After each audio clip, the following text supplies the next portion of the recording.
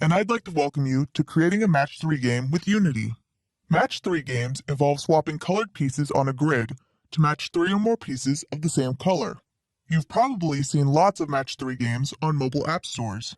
In this course, I'll be teaching you how to create your own Match 3 game. We'll start with the game board. We'll create a basic game piece, spawn them on a grid, and animate them as they fill up the board. You'll learn how to detect valid matches and clear pieces. We'll even implement some special game pieces that can clear entire rows or columns, or clear all pieces of a certain color. Finally, we'll turn this into a game by implementing level logic. I'll walk you through implementing 3 unique level types. We'll also implement a user interface for the game, as well as a level select screen where players can choose a level and view their high scores. We've got a lot of ground to cover, so if you're ready, let's get started. This course expects you to be very comfortable in Unity and C# and have a strong understanding of object-oriented design and the Unity API. We'll be using pre-made assets so we can dive deep into the code and logic needed to make a Match 3 game. While we will be touching on some other Unity systems, like animation and UI, the main focus of this course will be on the logic behind the game. I'll be doing my best to explain everything as I go along, but if at any time you feel stuck or would like more information, you can check out my course, Scripting Unity in C#, which goes into more specific detail on how to program in Unity. If you want to brush up on your C# or have questions about C# syntax, watching C# Essential Training is a good option. This course also heavily employs object-oriented design, so if you're having trouble understanding how the system is designed, try watching Foundations of Programming, Object-Oriented Design. Finally, if you'd like to learn more about working with 2D games in Unity, check out Unity 5 2D Essential Training. This course has exercise files containing Unity projects, assets, and code samples. The Unity project folder can be opened in Unity, or you can double-click on one of the scenes in the Scenes folder to open the project. Occasionally, I'll be copy and pasting some code I've already written, and you can find that in the code snippets file. Our game will take place on a grid that holds all the game pieces. When you clear pieces from the grid, new ones will fill in from the top. I've opened up the main scene in the exercise files, and I just have a camera, a sprite with a background texture, and a grid object with a grid script. The project also has some other assets we'll need, like textures and a generic piece prefab that we'll build on later. If you open up the grid script, you can see that it doesn't have much in it right now, but we're going to add to it to create a grid to hold and display all of our game pieces. We'll start by adding some parameters that we can adjust in the inspector. Right now I'm adding 2 integers, which are going to be the x and y dimensions of our grid. This will let us control the size of our grid. If we save the file and go back to the editor, look in the inspector, you can see that we can set these values here. So go ahead and enter 9 for both, which will give us a 9 by 9 grid. Going back to the grid script, the grid needs to know what type of pieces we can have in it. I'm going to add an enum for the piece type. Right now we just have one piece type, which is the normal type. I'm also adding count, which is just so we know how many different piece types there are. We want to associate each piece type with a prefab. We can do this by using a dictionary, which associates a key, which will be our piece type, with a value, which will be a game object. At the top, add using systems.collections.generic so we have access to the dictionary class. We'll then define a private dictionary, which has keys of piece type and values of type game object. The reason I made this private is because dictionaries can't be displayed in the inspector. We'll need to create a struct with our key and value and have an array of those instead.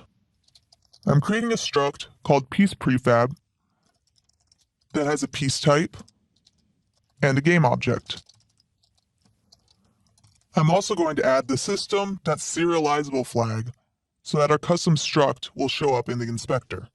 Now that I've defined our struct, we can have an array of them that we can edit in the inspector. Go ahead and save and go back to the editor. Expand the piece prefabs array and set the size to 1. Here we can assign the prefab for the normal type of game piece.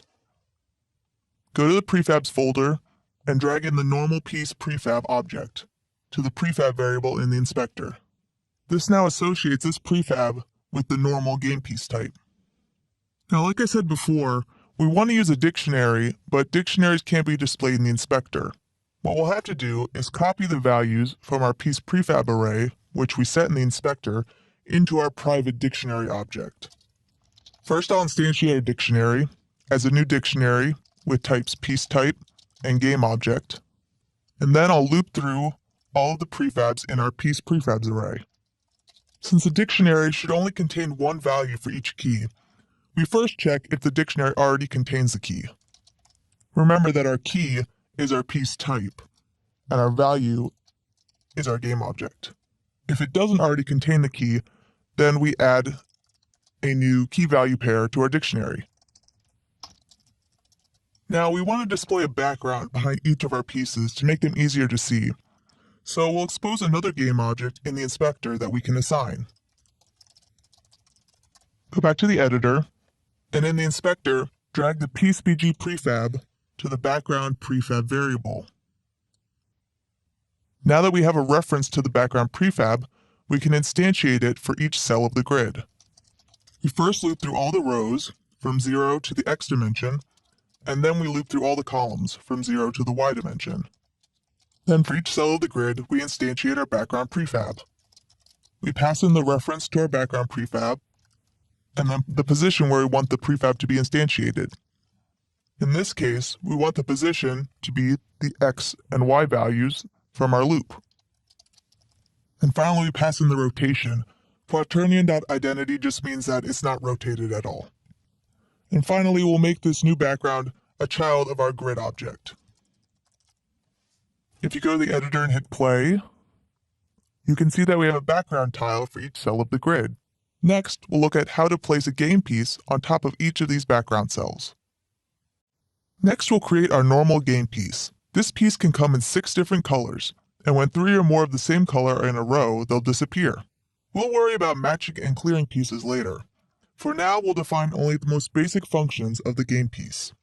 In the scripts folder, right-click, and from the menu select Create, C# script, and name it Game Piece. Click on the Prefabs folder and select the normal piece prefab. Go back to the scripts folder and drag the game piece component over to the inspector to add it to our prefab. Now go ahead and open the game piece script. To start with, we know that each game piece will have an x and y coordinate on the grid, so we'll add those first. I've created 2 private ints, x and y, and then public properties for them. Notice that we only provide a getter for the position. This is because not all pieces will be able to move, so not all pieces should allow their position to be changed. In just a moment, we'll create a movable piece. We also know that each piece will have a type.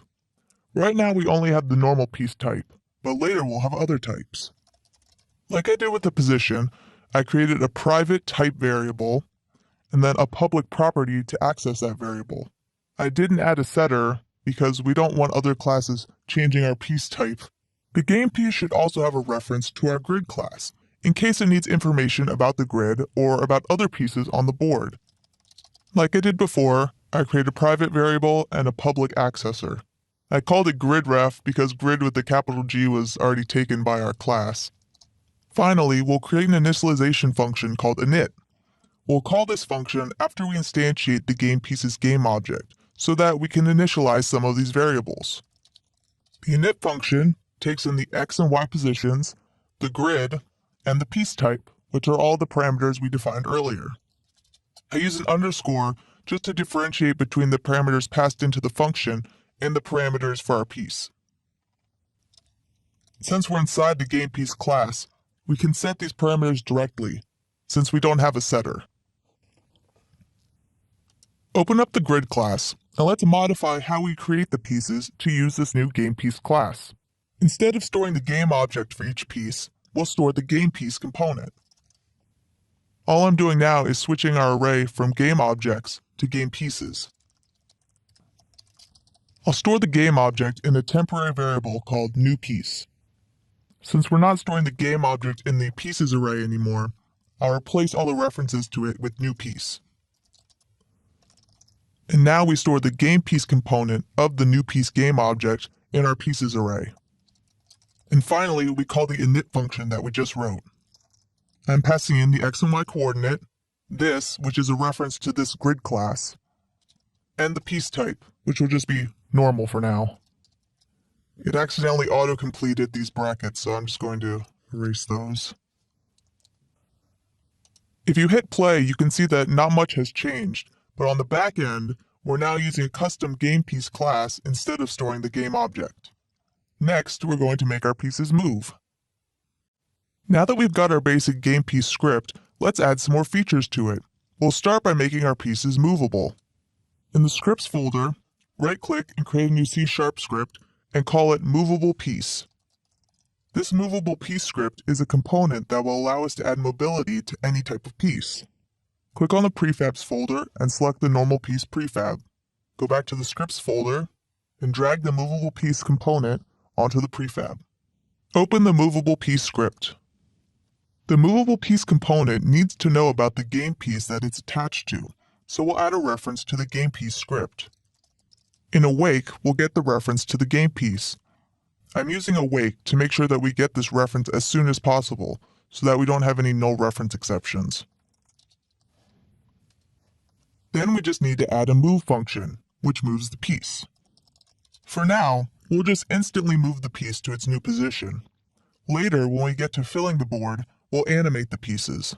To move the piece, we need to update the x and y coordinates in the grid, as well as the position of the game object in world space. Updating the coordinates on the grid is easy. They're the x and y properties from the game piece script. The grid has the getWorldPosition function that we wrote earlier, and we can use that to get the position for the game object. We're setting the position locally because the piece is a child of the grid. Since we originally wrote getWorldPosition just for the grid class, it's private. If we want to access it in this movable piece script, we have to make it public. Looking at this, you might notice an issue. Remember that we didn't define a setter for the game piece's position. So we'll need to go back and add that.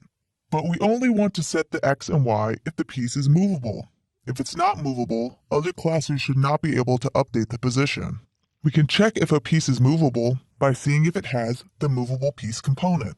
First, we'll get a reference to the movable piece script.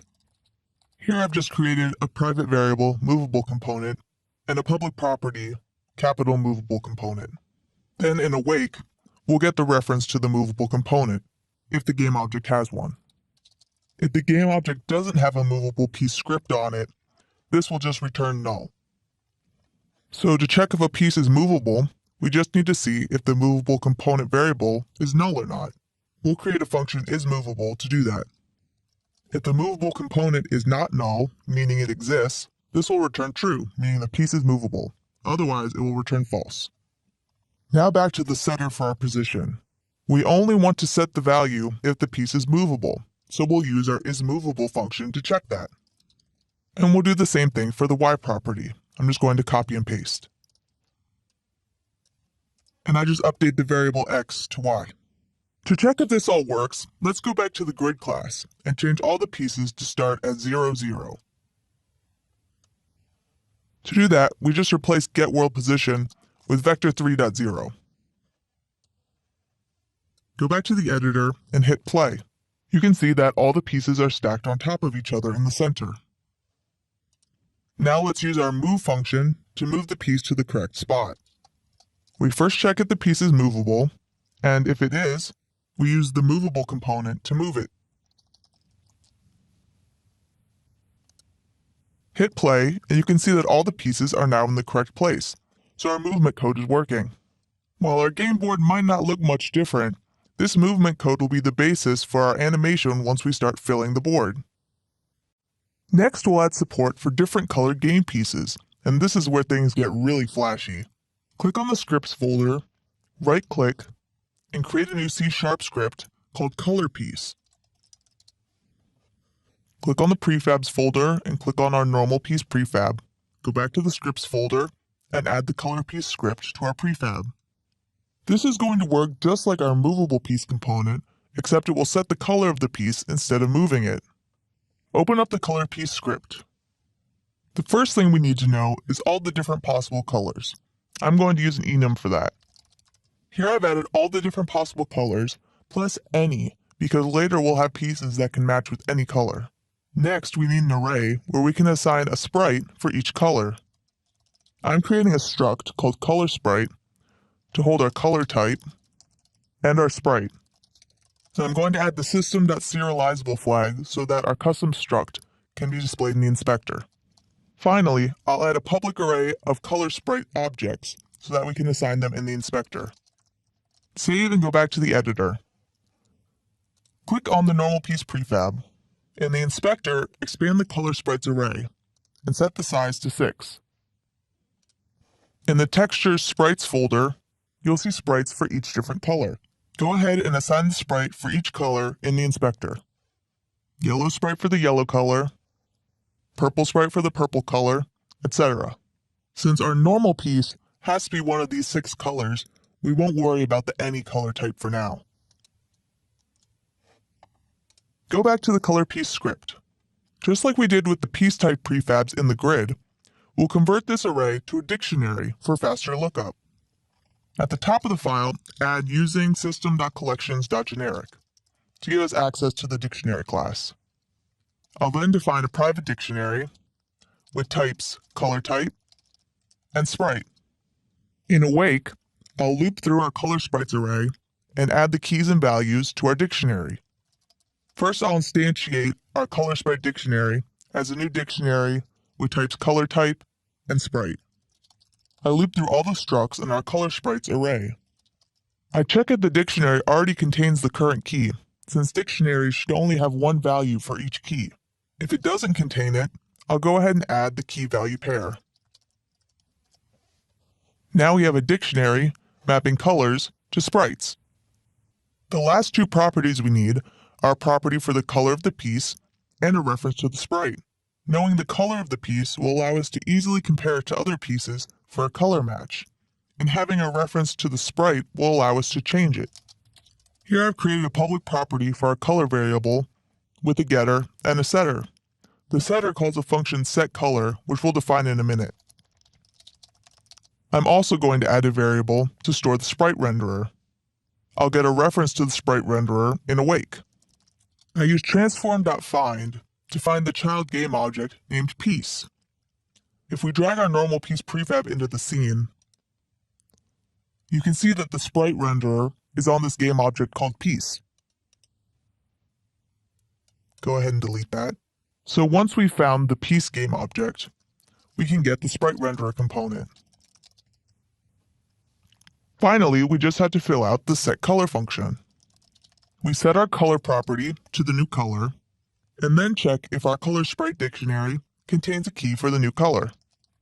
If it does, we assign the sprite of the sprite renderer to the value stored in the dictionary for that color. This will change the sprite of our game piece depending on what color it is. We now just have to tell a grid to create different color pieces. We'll add one more property to color piece to get the number of possible colors. This just returns the length of our colorSprites array that we set in the inspector. Open up the game piece script and add a reference to our color component just like we did with the movable piece component. I'm going to copy and paste and replace all the references to movable piece and movable component with color piece and color component. In Awake, we'll get a reference to the color piece component just like we did with the movable piece component. And finally, so we can check if a piece is colored or not, we're going to add a function that returns a Boolean similar to what we did with isMovable. We'll call it isColored. This will return true if the color component is not equal to null, meaning that it exists. The last step is to open up the grid piece, and after we initialize the piece, set the color of it. We check if the piece is colored, and if it is, we set the color of it to a new random color. Remember that our color type is an enum, meaning it can be converted to and from an integer. So, we just need to get a random integer in the range from 0 to the maximum number of colors. Save everything, go back to the editor, and hit play. Now we have a board full of colorful fish. The next step will be filling the board and animating our pieces as they move. One of the key things our grid needs to be able to do is refill itself when pieces are cleared. The first step to achieving that is creating an empty piece type so we can have empty spaces in our grid. Drag the normal piece prefab into the scene from the prefabs folder. Our empty piece type will be a stripped down version of this. With the prefab selected, go to the Game Object menu and click Break Prefab Instance. This way, we won't modify our normal piece prefab. Go ahead and rename the game object to Empty Piece Prefab. Remove the movable piece and color piece components in the inspector. Inside the prefab, delete the piece object so we're left with just the root game object. Drag this to the prefab folder to create a new prefab, and then delete the object from the scene. Open up the grid script. We're going to add a new piece type called empty to our piece type enum. Save that and go back to the scene. Click on the grid object. In the piece prefabs array, change the size to 2. Element 0 is going to be our empty piece type. Drag the empty piece prefab from the prefabs folder into the inspector. Element 2 will be our normal piece type. Do the same for the normal piece prefab. We'll have our board start empty and then fill up with pieces at the start of the game. To make our lives easier, let's create a function to spawn a new piece. Go back to the grid class. Create a new function called spawnNewPiece that returns a game piece. This function will take the x and y coordinates of the piece in the grid, as well as the piece type. First, we'll instantiate a new game object. We get the prefab from the prefab dictionary based on the piece type, and we get the position using getWorldPosition. And we make the new piece a child of the grid. Finally, we store the game piece component in our pieces array. We then initialize the piece. Finally, we return the new piece. In the grid start function, we'll change it so that instead of creating normal pieces, we're creating empty ones. We'll use our new spawnNewPiece function for that. We can replace all this code with a call to spawnNewPiece, and the piece type will be empty. Hit play, and you can see that the cells are all empty now. Next, we'll write a function to fill in the empty pieces. Now that our board is completely empty, we need to fill it in. Open up the grid script. I'm going to create 2 function stubs, one called fill and one called fillStep. FillStep will only move each piece 1 space, while fill will call fillStep until the board is filled. FillStep will return a Boolean. It will be true if any pieces were moved, and false if not. That way, fill knows when the board is filled. I'm going to copy the code for fillStep from the code snippets, and then we'll go over it. FillStep starts with a Boolean called movedPiece, which is false. If we encounter a piece that we need to move, we'll set it to true. We end by returning movedPiece. First, we loop through all the columns in reverse order, meaning from bottom to top, since our top is 0. We start our y index at the y dimension -2. Now, the reason we do this is because our array is 0 indexed, so there isn't an element at y dim. It's actually from 0 to y dim -1. The reason it's y dim -2 is because we don't care about the bottom row. We're looking for pieces we can move down, and the bottom row can't be moved down, so we can just ignore it. Then we loop through all the rows. The way these nested loops are set up means that we'll be going through each element in each row, and then onto the next row, going from bottom to top, ignoring the bottom row. We get the game piece at the current position and check if it's movable. If it's not movable, it means we can't move it down to fill the empty space, so we can just ignore it. We get the piece below the current piece, which is at x, y plus 1, remember 0 is at the top, and we check if it's empty. If it is empty, then we'll move our current piece down into the space below it. We do that by calling the move function in the piece's movable component, and then setting the piece at x, y plus 1 to the current piece. Remember, that's at xy. We then spawn a new piece at XY that's empty. Remember, since we moved the current piece down, the space where it was will now be empty. Basically, we're swapping a movable piece with an empty piece below it. And since we moved a piece, we set moved piece to true. The top row is a special case, since empty spaces there will be filled by creating new pieces. After checking all the rows, which we just did, we'll recheck the top row to see if it has any empty spaces. Again, I'm going to copy some code from the code snippets and paste it below those for loops. We loop through all the cells in the row. Now this is where it can get a bit tricky. Remember that what we did before was find a piece, check if the piece under it was empty, and then move the piece down. Well, right now, there aren't any pieces above the first row. So what we do is basically create a piece in this non-existent -1 row and then move it down into the first row. So our piece below will be at the x coordinate and then in the 0th row, which is the top row. We see if it's empty, and if it is, we create a new piece. Now, the reason I'm not using spawn piece here is because we're doing this weird negative row thing. So what I do is I instantiate the piece at the x coordinate in the -1 row. I assign this new piece to the x coordinate in the 0th row of our pieces array, since obviously our array can't have a -1 index, and since the new piece will be moving into the 0th row anyway. When I initialize the piece, I pass in -1 for the y coordinate so that we can move the piece from -1 to 0 and it'll animate nicely later. Finally, I move the piece to its new coordinate, which is x in 0, the first row, and set the color to a random color. Now we just have to call fill step until the board is filled.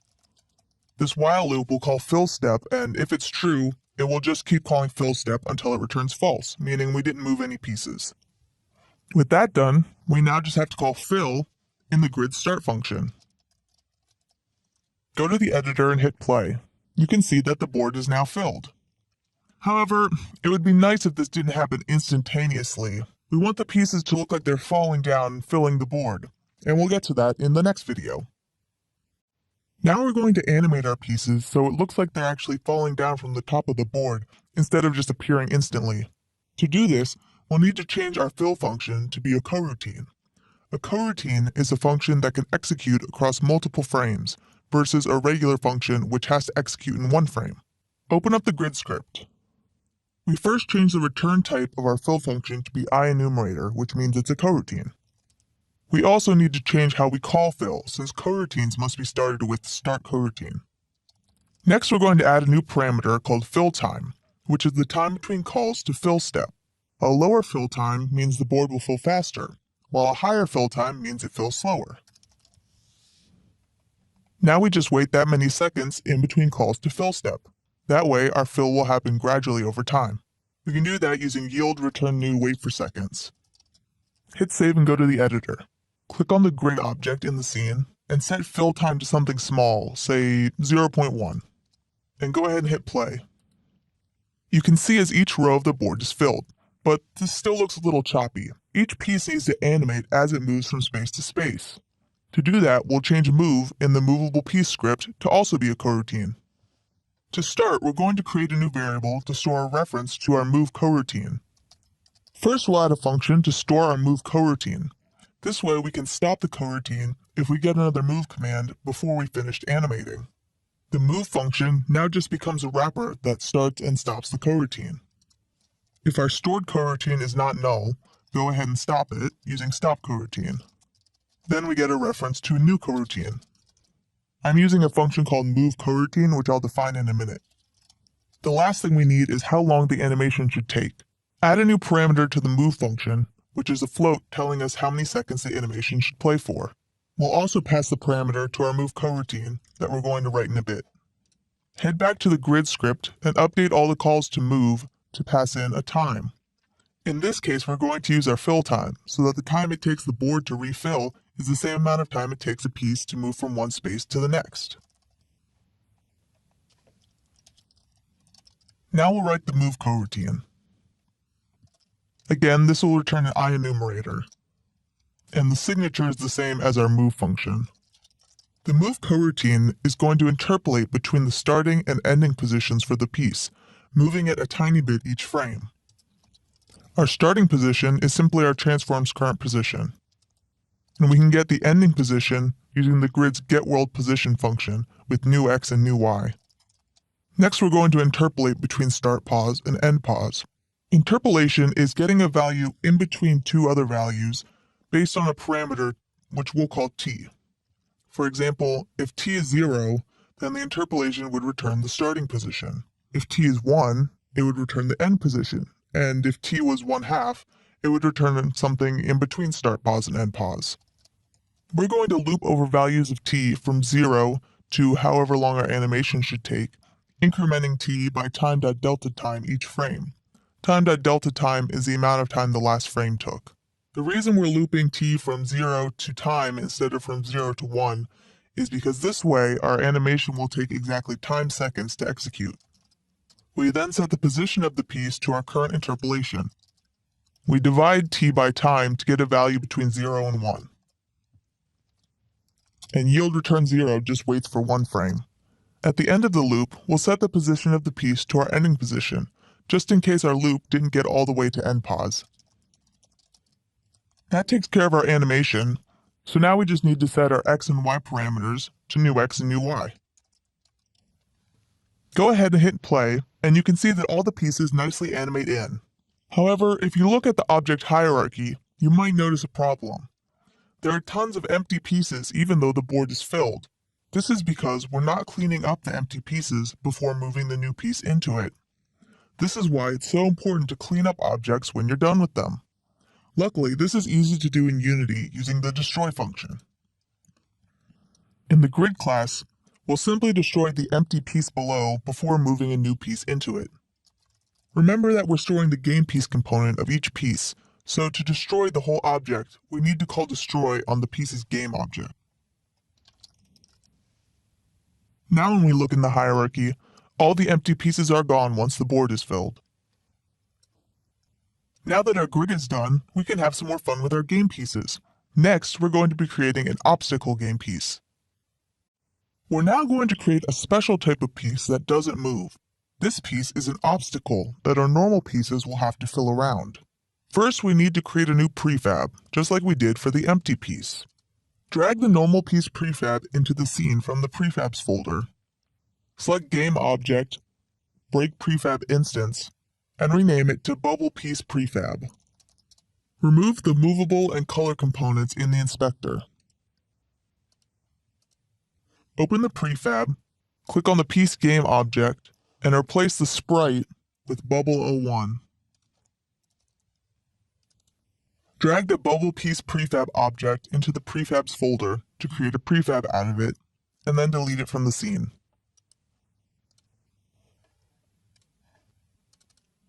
Open the grid script and add the new bubble piece type to our enum. Save that and go back to the editor and click on the grid object. Change the size of the piece prefabs array to 3. Set the type of the last element to bubble and drag the bubble piece prefab from the prefabs folder into the prefab variable. To test out our bubble piece, we'll create one in the center of the grid in the grid start function. First, we'll destroy the empty piece at the center of the grid, and then spawn a new bubble piece there. Go back to the editor and hit play. You can see that the pieces get stopped by the obstacle. Right now, no pieces can go below the bubble, but in the next video, we'll see how to fill the space below the obstacle. In addition to moving straight down to fill a space, pieces can also move diagonally. This lets pieces fill in under obstacles. We're going to update the fill step function to also move pieces diagonally. In the grid script, we're going to add a new private boolean called inverse. If pieces can fill diagonally, it means there may be more than one piece that could potentially fill an empty space. Since we don't always want the diagonal piece to come from the same direction, we'll swap the direction we're traversing the grid in every step and keep track of which way we're going using inverse. Now we just swap inverse after every call to fill step. Next, we'll update our loop in fill step so that we can change our direction of traversal depending on the value of inverse. I'm changing x to loop x. We'll use this value to calculate the actual x-coordinate of our piece. If we're not inverted, x is simply equal to loop x. If we are inverted, then x is equal to the x dimensions minus 1 minus loop x. Essentially, when we're not inverted, we're traversing from 0 to the x dimension. When we are inverted, we're traversing from the x dimension down to 0. Here's our code for moving straight down into an empty space. If we can move straight down, we're not going to bother checking if we can move diagonally. So our code for moving diagonally is going to go in an else statement if the code for moving straight down fails. I'm going to copy the code for moving diagonally from the code snippets file, and then we'll go over it. What we're doing here is looping through our two diagonals, down left and down right. If the value of diag is 0, this means it's the piece directly below us, which we already checked for up here, so we don't have to worry about it. Diag x is the x-coordinate of our diagonal piece. Depending on the value of diag, this will be either to the left or the right of our current piece. For example, when diag is -1, this piece will be to our left, and when it's 1, it will be to our right. If we're inverted, then it will be the opposite. We check if the x-coordinate of the diagonal is within the bounds of our board, and if it is, we get a reference to the diagonal piece, which is at y plus 1, the row below us. Now, we obviously can't move into a piece if it's not empty, so we check to make sure that the diagonal piece is empty. Next, we need to look at the pieces above the diagonal piece. The reason for this is, if there's another piece above the empty diagonal space, it can just move straight down to fill the space. We don't want to move diagonally unless there's no pieces above the empty space that can fill it. We loop through all the pieces above the diagonal space. If we encounter a movable piece, we break out of the loop, since this piece can simply fall down and fill the space. If we encounter a piece that's not movable and that's not empty, for example, an obstacle, it means that this empty space is blocked and won't be able to be filled from above. If the piece can't be filled from above, then we'll fill it diagonally, and the code for this is the same as the code that we used to fill from the top down. Now when we run the game, the pieces fill in below the bubble. Try adding some more bubbles to see how the pieces fill in below them. I have code to create some bubbles in the code snippets. You can use this or just put them wherever you like. I'm placing this in start where we initially created the single bubble. And I'm just creating lots of bubbles in the 4th row as well as one in the top row. And as you can see, the pieces fill around all the bubbles. There are a few empty spaces that can't be filled even with diagonal filling. These will remain empty until we get to clearing the bubbles, which will be in a later video. Now that our grid is all set up, we're ready to start matching and clearing pieces. Now that we can fill our board with pieces, we need to be able to match and clear them.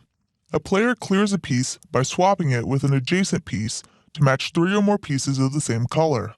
They swap a piece by clicking and dragging from one piece to another. To detect mouse clicks, we need to add a collider to our game piece. Drag the normal piece prefab into the scene. From the component menu, select Physics 2D, Box Collider. This box collider will allow us to detect mouse clicks on the piece. The collider is represented by this green box. Since our sprites are anchored to the top left corner, we'll need to offset it. Setting the X offset to 0.5 in the inspector and the Y offset to -0.5 aligns the collider with our sprite. In the inspector, hit Apply to apply this to all of our prefabs. And then go ahead and delete the object from the scene. Open the game piece script, and we're going to add some functions to detect mouse clicks. These functions are onMouseDown, onMouseEnter, and onMouseUp. We'll just stub them out for now. As the name suggests, onMouseDown is called when the mouse is pressed inside an element. OnMouseUp is called when the mouse is released, and onMouseEnter is called when the mouse enters an element. Open the grid script. The first thing we need to swap two pieces is to know if they're adjacent. Create a new function called isAdjacent, which takes two game pieces and returns a boolean. Two pieces are adjacent if their row is the same and they're in adjacent columns, or if their column is the same and they're in adjacent rows. This returns true if piece 1 and piece 2 have the same x-coordinate and their y-coordinates are within one space of each other. Next we'll do the same thing, but if the y-coordinates are equal and the x-coordinates are within one space of each other. We also need a function to swap the two pieces if they're adjacent. Create a new function called swapPieces that takes two GamePiece objects. We'll only swap the pieces if they're both movable. If they are, then we assign them to each other's positions in our pieces array. We then move the pieces from one space in the grid to the other. We'll store the x and y coordinates of piece 1 in these temporary variables so that they don't get overridden when we move the piece. We move piece 1 to piece 2's position and piece 2 to piece 1's position that we stored earlier. And that's it for the swapPieces function. Now we just need to trigger it when the mouse is pressed. We need to know what piece we've clicked on and what piece we let go of the mouse on. Create two new private variables to store these pieces. One is the piece that we pressed down on, while the other is the last piece that our mouse entered the bounding box of. Now we'll assign these variables when someone clicks on the mouse or moves the mouse over a piece. Create two public functions, one for when we press on a piece and one for when we enter a piece. These will pass in the game piece that was clicked on or the mouse was hovered over. Later we'll have our game piece call these functions. In press piece we set our pressed piece variable, and in enter piece we set the entered piece variable. So we know the piece that the player pressed on, and we know the piece that they're hovering over. All that's left is to do the swap when they release the mouse.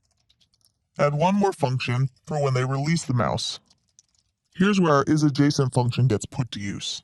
We check if the pressed piece and the piece that we were hovering over are adjacent to one another, and if they are, we swap them. Now we just need to trigger these functions from our mouse events in GamePiece. This is a reference to this GamePiece component, which is the game piece that we clicked on or hovered over.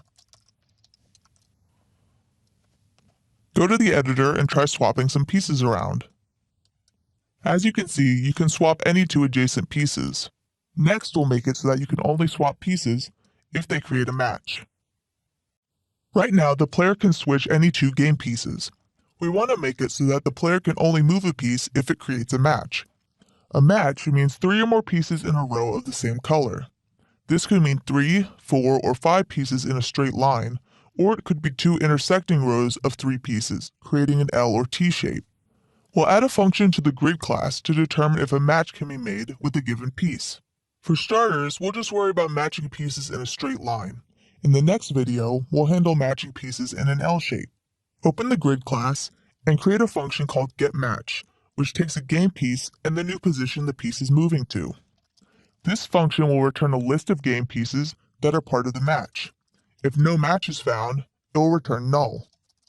First, we need to check if the piece is colored, since only colored pieces can be matched. We then create some variables to store adjacent pieces of the same color, so we can check if we have enough pieces to form a match. We'll also store the piece's color, so we can reference it later. We have a list of adjacent pieces in both the vertical and horizontal directions, and a list of pieces that ended up being part of a match. What we're going to do is traverse through the adjacent pieces, first horizontally, meaning left and right, and then vertically, meaning up and down. Each adjacent piece we find that is the same color will get added to the array of potential pieces, either horizontal pieces or vertical pieces, depending on which way we're going. We'll stop when we run into a piece that is a different color. At the end, if we have enough pieces to form a match, they'll get added to the matching pieces list. First, we'll add this piece to our list of potential pieces, since we know that this piece will be in any potential match that we find. Next, we have a loop that simply changes which direction we're going. When dir is 0, we'll go one way, and when dir is 1, we'll go the other way. Next, we need to loop through all of the adjacent pieces. X offset is how far away the adjacent piece is from our central piece. We'll now calculate the actual x coordinate of the piece.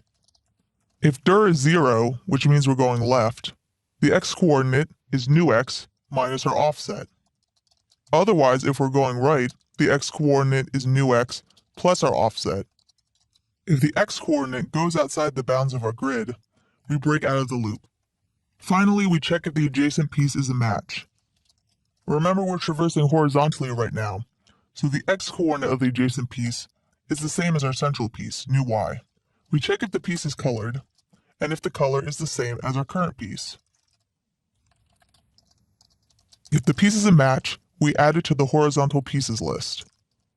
Otherwise, we run into a piece that isn't a match, which means we stop traversing in this direction. Once we're done, we check if horizontal pieces has enough pieces in it to form a match. Remember, the minimum number of pieces needed is 3. If we have enough pieces for a match, we go ahead and copy them into the matching pieces list. Finally, if we have enough matching pieces in the matching pieces list, we can return it. If we don't have enough pieces to form a match, we'll traverse again, but this time vertically. I'm going to copy the code for horizontal traversal, and then we'll update it for vertical traversal. We change horizontal pieces to vertical pieces, and all the places where it says X we change to Y. When dir is 0, we'll be traversing up, and when dir is 1, we'll be traversing down. Next, we just update the coordinates of our adjacent piece. Since we're traversing vertically, the x-coordinate is the same, and the y-coordinate is the one that we just calculated. If we find a matching piece, we add it to the vertical pieces list. And again, if we have enough pieces to form a match, we'll add it to the matching pieces list. If matching pieces has enough pieces to form a match, we return it. If not, it means that no match was found with this piece, and so we return null. Now all that's left is to update the swap piece function to only allow swaps if the move creates a match. We check if either of the swapped pieces creates a match. If either of these return non-null values, it means we have a match. We'll put the rest of the swap pieces code inside that if statement. If we end up not having a match, we go ahead and swap the pieces back to their original positions in the array. My parentheses in the wrong place. Alright, head to the editor, hit play and try swapping some pieces around. You see that you can no longer swap pieces if they don't make a match. That did make a match, so we could swap it. Next, we'll add support for matching pieces in an L or T shape. Our getMatch function currently only supports matches in straight lines. If we tried to clear pieces in an L shape, it would only clear the pieces in one direction. We can improve on this function to make it so that we can also match pieces in L or T shapes. L or T-shaped matches occur when we have two straight lines of 3 pieces that share one piece. We're already determining if we have 3 in a row in one direction. Now when we find 3 in a row, we just need to check for a row of 3 in the perpendicular direction. Open up the grid class and look at getMatch. We start off by checking for matches in the horizontal direction.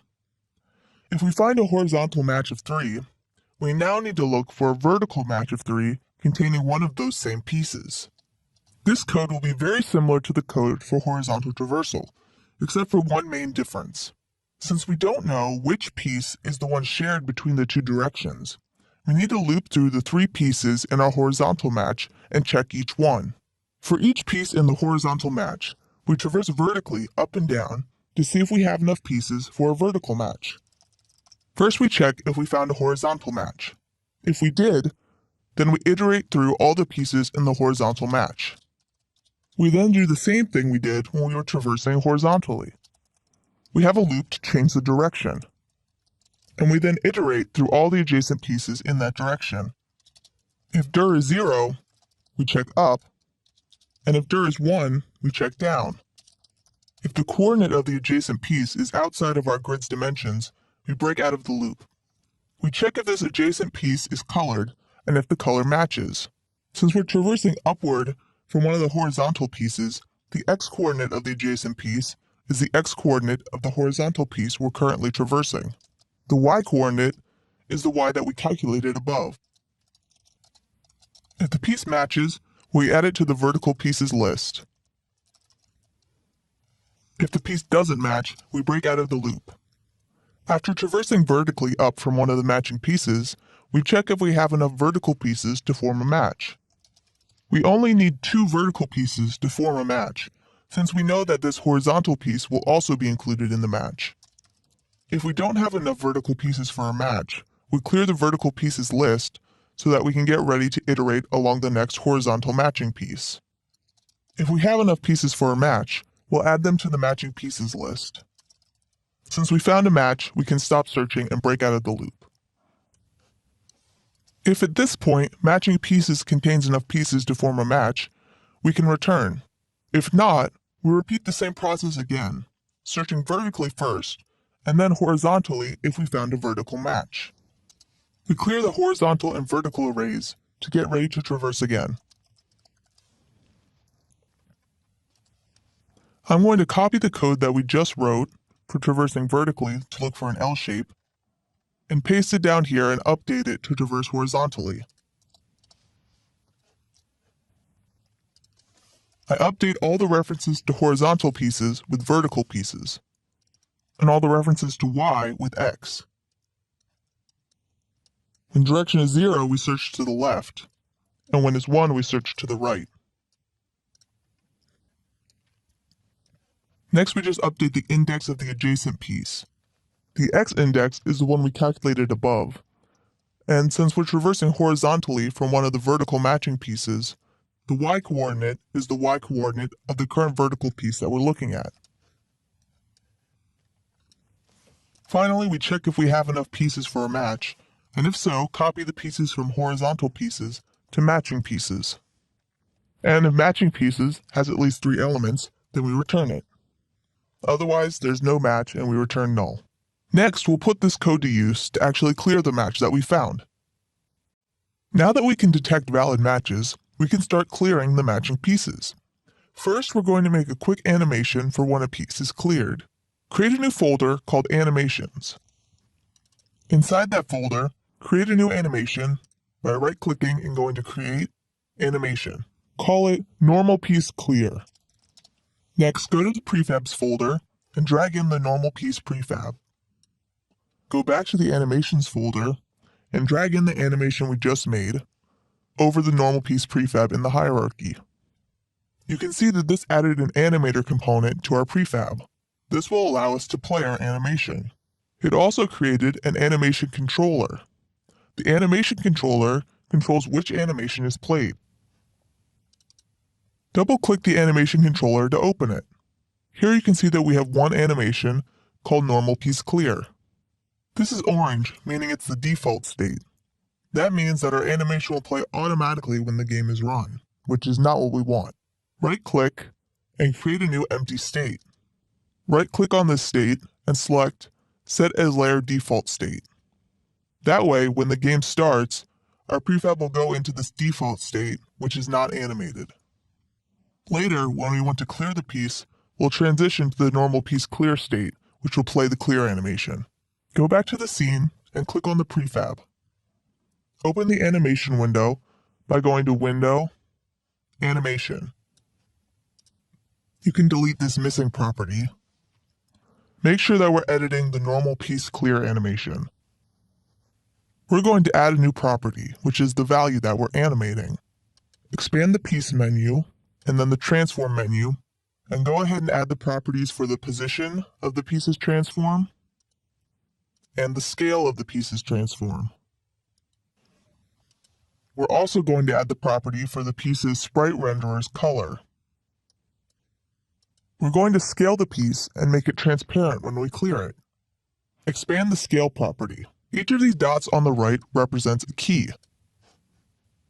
Click on the key at the end of the animation. You can see right now the scale is 1. Set the X and Y scale to 1.5. You can see it update in the scene. Drag along the timeline to watch the piece animate. You can see it goes from a scale of 1 to a scale of 1.5. Our piece is anchored to the top left corner, so it scales from the top left corner instead of the center. So we also need to adjust the position of the piece so it appears to be scaling from the center. Click on the last keyframe again and expand the position property. Since we're increasing the scale by 0.5, we need to offset the piece by half of that. 0.25 so it looks centered. Set the X position to negative 0.25 and the Y position to 0.25. The piece appears to be scaling from the center. Finally, we want to animate the piece's alpha so that it looks like it disappears. Click on the last key of the animation. Expand the Sprite Render color property and set the alpha to 0. You can see that the piece goes from completely opaque to completely transparent at the end of the animation. Hit the play button to play the animation. You can see that it's a bit slow. Adjust the number of samples until you get a speed you like.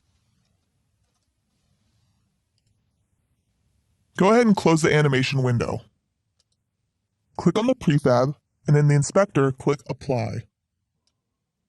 This will apply our changes to all of our prefabs. Then go ahead and delete the object from the scene. We'll be using this animation when we clear our piece in the next video. Just like how we created the movable piece and color piece scripts, we're now going to make a clearable piece script. Go ahead and make a new script called clearable piece and open it. The first thing we're going to do is add some variables. Add a variable to hold the clear animation we made in the last video. Our animation is of type animation clip, and I'm just going to call it clear animation. We'll need this so we can play the animation later. We also might want to know if the piece is in the process of being cleared, so we're going to add a boolean to keep track of that called isBeingCleared. Finally, we need a reference to the game piece that we're attached to.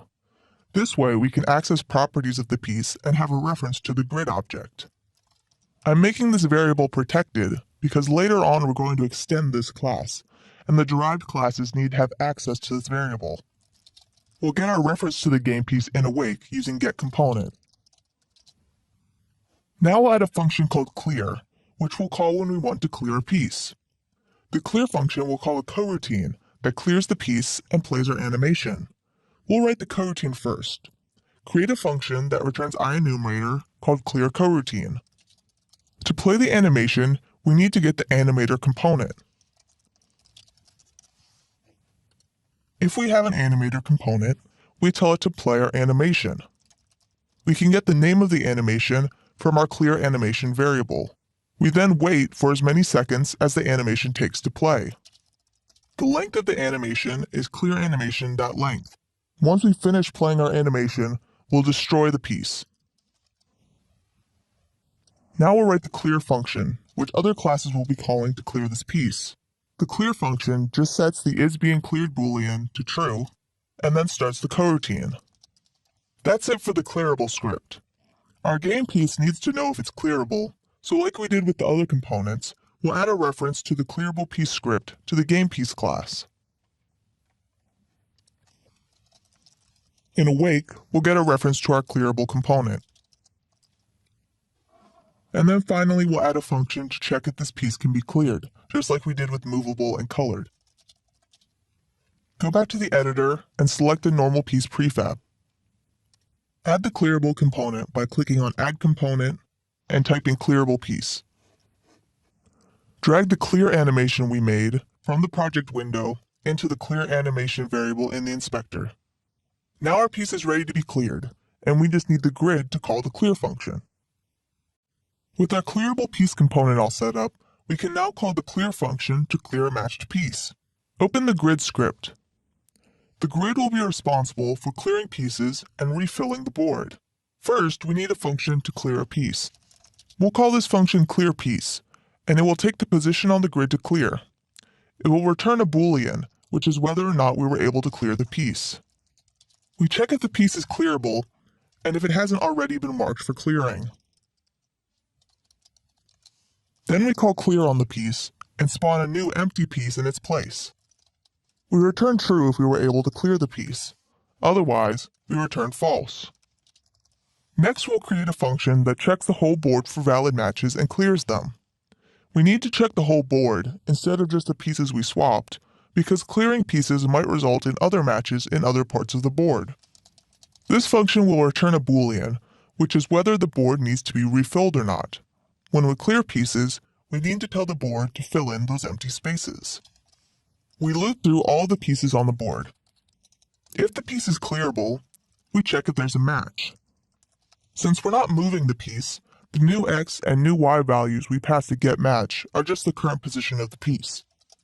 If we found a match, we loop through all of the pieces in the match and clear them.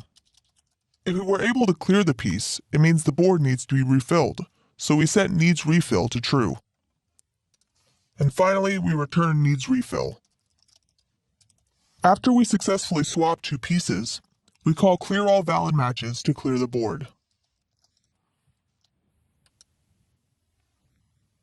Hit play and make a match. The piece is now clear, but the board doesn't refill. We need to refill the board after clearing the pieces. However, as the board fills, more matches could be made. So we need to update our fill routine to check for matches again once it's done filling. Needs refill is whether or not the board needs to be refilled. The board will need to be refilled if clear all valid matches returns true. If any pieces are cleared, the board will refill again, and the process will repeat until no more matches can be made and the board can't be filled anymore. We'll put another yield at the beginning to give some time between clearing the pieces and refilling them.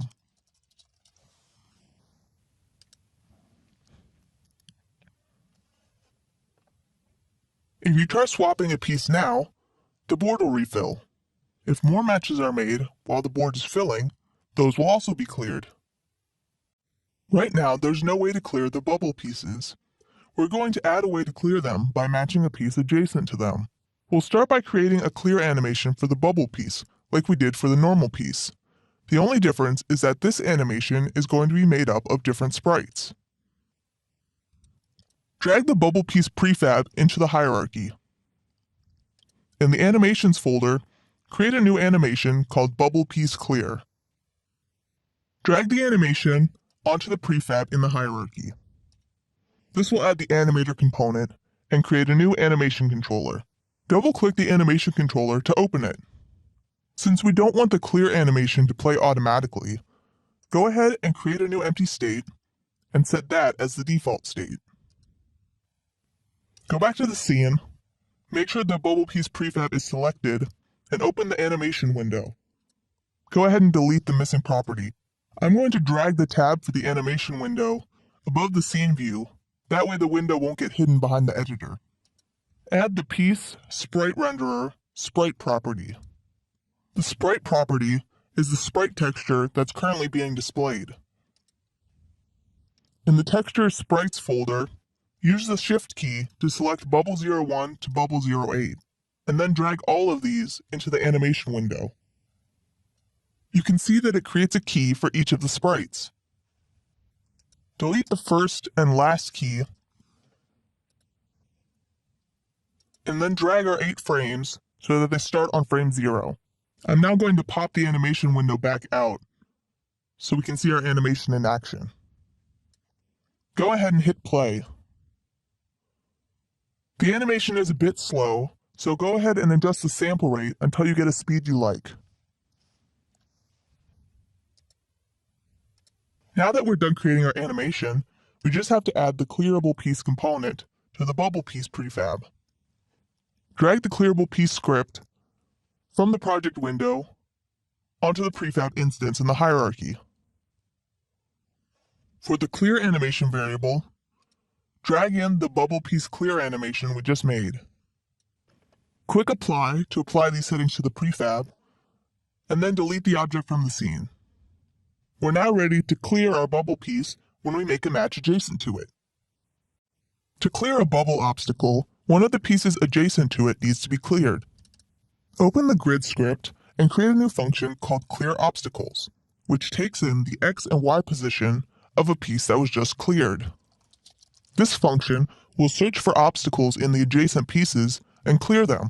So when we clear a piece with the Clear Piece function, we'll also clear any obstacles around the piece by calling Clear Obstacles X, Y. Now let's fill out Clear Obstacles. First, we'll look at all the adjacent pieces to the left and right. If the coordinate is the same as the X value we passed in, we ignore it, since we just want to look at the adjacent pieces.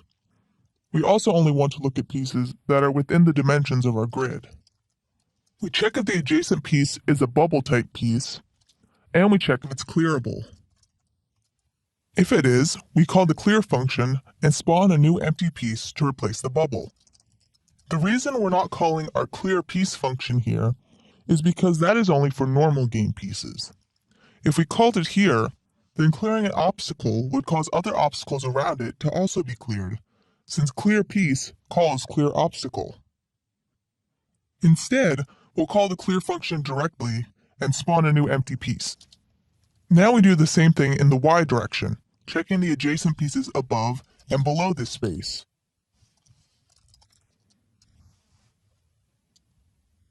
If we run the game and match a piece next to a bubble, the bubble will get cleared. Now that we're able to clear both regular pieces and obstacles, we're ready to move on to creating special pieces. While you only need to match 3 in a row to clear pieces, matching 4 or more in a row creates a bonus piece with special properties. These special pieces will clear an entire row or column when matched. We're going to create 2 new prefabs. One will be a piece that can clear rows, and the other a piece that can clear columns. They will also play a special animation to differentiate them from other pieces and let the player know whether they clear a row or column. Other than that, they will be similar to our normal pieces. Drag the normal piece prefab into the scene.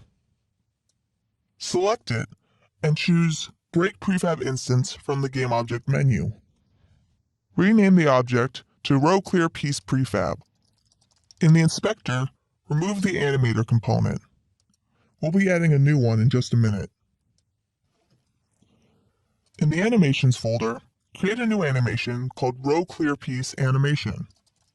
This animation will move the piece from side to side. The animation lets the player know that this piece clears a row.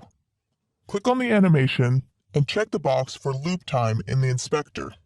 This will make the animation loop. Drag the animation onto the row clear object in the hierarchy. This adds a new animator component and creates a new animation controller. Double-click on the animation controller. Since we want this animation to play as soon as the piece is created, it needs to be the default state. The state is orange, which means it's already the default state and will play automatically. We also want our piece to play a clear animation when we clear it. We'll reuse the same clear animation as the normal piece.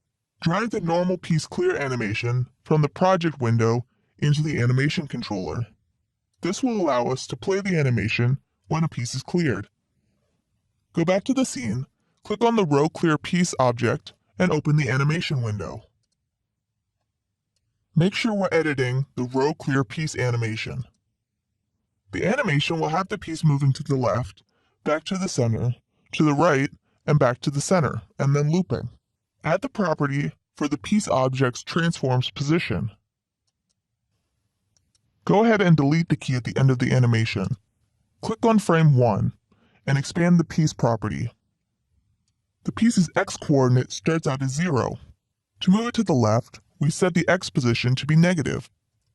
I'm using negative 0.05, so the piece just moves very slightly to the left. Click on frame 2 and set the x position back to 0. This moves the piece back to the center. In frame 3, we want to move the same amount, but to the right, so we use a positive number. And finally, in frame 4, we set the x back to 0 to move back to the center. Hit play. You can see the fish moves back and forth. If you want to adjust the speed of the animation, adjust the sample rate. Now that we're done editing the animation, we can make our prefab. Drag the object into the prefab folder to create a prefab out of it. Now we just do the same thing for the column clearing piece. We drag the normal piece prefab into the hierarchy and break the prefab instance. Then we rename it, and we remove the animator component. Create a new animation called Column Clear Piece Animation. Make sure that the loop time box is checked, and then drag this onto the Column Clear object. Double-click on the new animation controller that was just created, and then drag in the normal piece clear animation. Go back to the scene, make sure the Column Clear Piece object is selected, and open the animation window. This animation will be the same as the last one, except it will move up and down instead of left and right. We add a property for the position, In frame 1, we move up in the positive Y direction. In frame 2, we move back to the center. In frame 3, we move down in the negative Y direction. And then in frame 4, we move back to the center. Also remember to go ahead and delete that last frame. Click play to play the animation. You can adjust the speed by changing the sample rate. Once you're done editing the animation, drag the object into the prefabs folder to create a prefab out of it. Now both of our special pieces are ready to be spawned into the game. We want to spawn one of the two prefabs we made in the previous video when the player matches 4 in a row. Open the grid class and add two new piece types, row clear and column clear. Save and go back to the editor. Click on the grid object and in the inspector, increase the size of the piece prefabs array to 5. Element 3 will be our row clear piece type, and element 4 will be the column clear piece type. Then drag the prefabs for these pieces into the inspector. When we make a match, we check if the match contains 4 pieces, and if it does, we spawn a new special game piece. The piece type is determined by the direction the player moved the pieces. If they swapped 2 pieces that were in the same row, they'll create a row clearing piece, and if they swap 2 pieces in the same column, they'll create a column clearing piece. The piece will be spawned at the position of the piece the player moved. If 4 in a row occurred just from filling the board and not from the player swapping pieces, then the piece type and position are random. To determine the piece type, we need to know if the player swapped a piece or not. We can do this by checking the stored pressed and entered pieces. This means that once we finish swapping the pieces, we need to set these values back to null. That way, when we're spawning a special piece, we can check if these are null, and if so, it means that the player did not swap pieces. In the swap pieces function, after we swap and clear the pieces, but before we refill the board, we'll set our store pieces to null. Now in clear all valid matches, we'll determine if we should spawn a special piece, and what type of piece it should be. Special piece type is the type of special piece that we should spawn. It starts out as piecetype.count, which doesn't correspond to any piece. If we determine that we should spawn a special piece, then we'll set this to the appropriate value. We also get a random piece from the match and set the X and Y position of the special piece to its position. If we later determine that the special piece was created by swapping pieces, we'll replace these with the position of the swapped piece. If the match contains 4 pieces, it means we should spawn a special row or column clearing piece. If pressed piece or entered piece is null, it means the match was not created by swapping pieces. In that case, the direction of the special piece is determined randomly.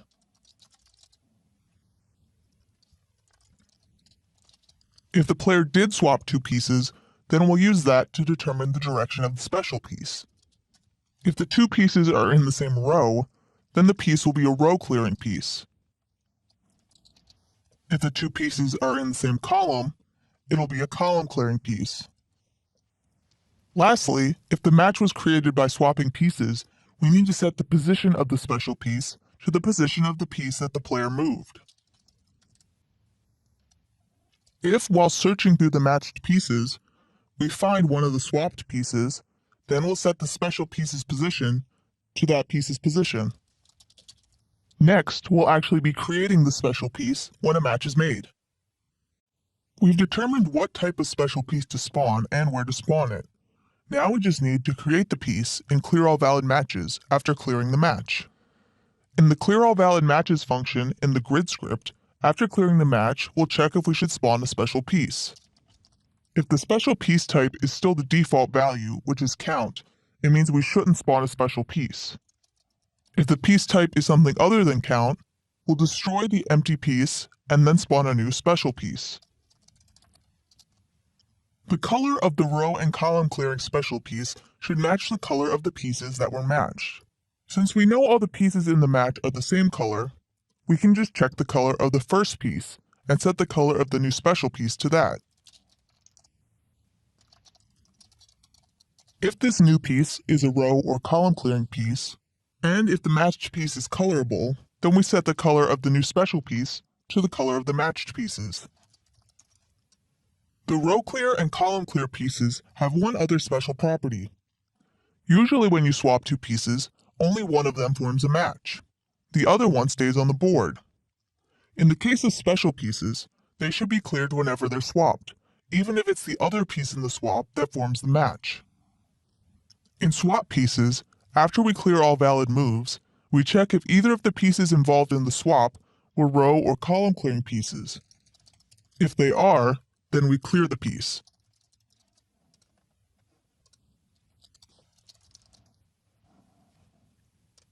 Run the game and try to match 4 pieces in a row. New special pieces will be created. Right now, if you create a match with them, they just act like normal pieces. But next, we'll be giving them the ability to clear entire rows or columns. Let's change what our special pieces do when we clear them. Instead of doing nothing, like a normal piece, they'll clear all the pieces in either the same row or same column, depending on what type of special piece it is. Create a new script called clearLinePiece. Go ahead and open that up. This class is going to extend from clearablePiece. This will allow us to store a clearLinePiece component as the clearable component on our game piece. It also lets us inherit all the functions from clearablePiece. We're just going to slightly modify the clear function to also clear the row or column. First, we need to know if this piece is one that clears a row or a column. Add a public boolean called isRow. If we're a row clearing piece, this will be true, and if we're a column clearing piece, it will be false. In the editor, select the row clear piece prefab.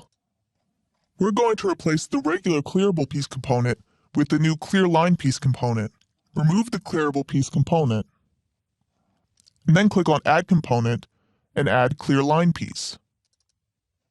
Since this is the row clearing piece prefab, check the box for isRow. We also need to assign the clear animation, which will just be our normal piece clear animation. I'm going to do the same thing for the column clear prefab. Since this is a column clearing piece, I leave the isRow box unchecked.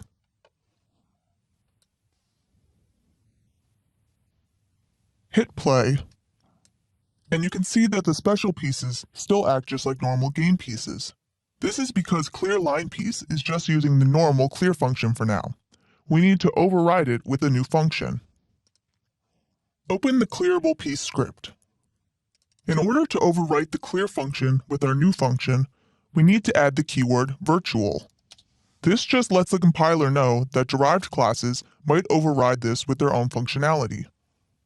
Now in clearLinePiece, we can override clear. We start by calling the clear function on the base class, which is clearablePiece, since we still want that functionality. Then, depending on if this is a row or column clearing piece, we clear either the current row or column. Now we just need to implement functions to clear a whole row or column. Go to the grid class and create a function called clearRow, which takes the index of the row to clear. We iterate through the row and call clearPiece on each piece. We'll create another function called clearColumn that does the same thing, except it clears a whole column instead of the whole row. Now in the clear function in clearLinePiece, we can call these functions to clear a row or column.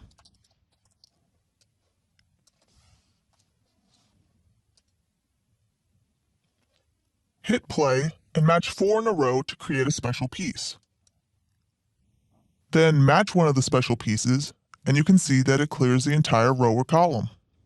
Next, we're going to be creating another type of special piece, one that clears all pieces on the board of a certain color.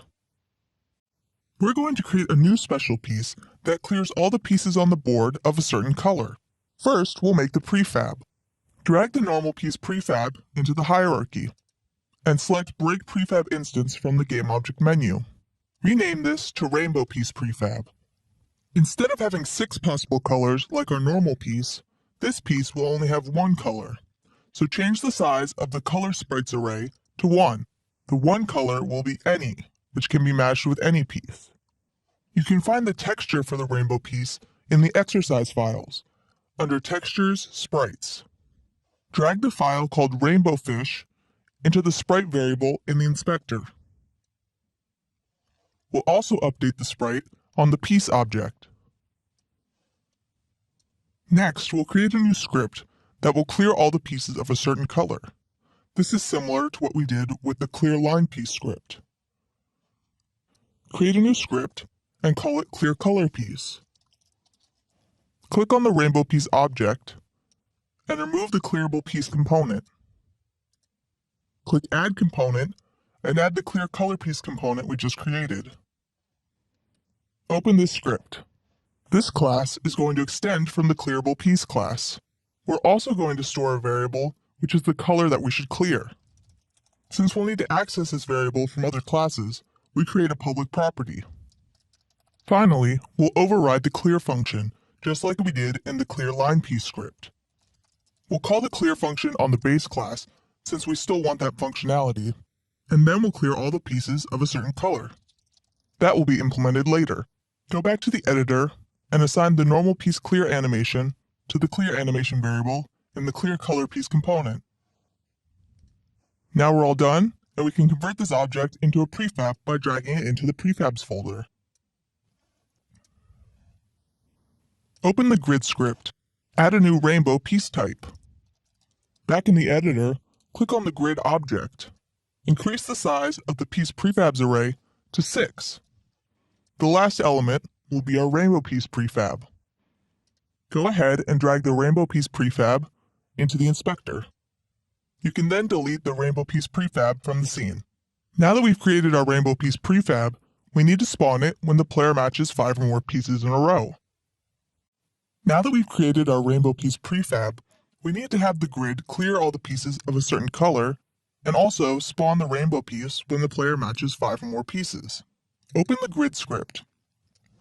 Add a new function called clearColor, which takes in the color to be cleared. This function will loop through all the pieces in the grid.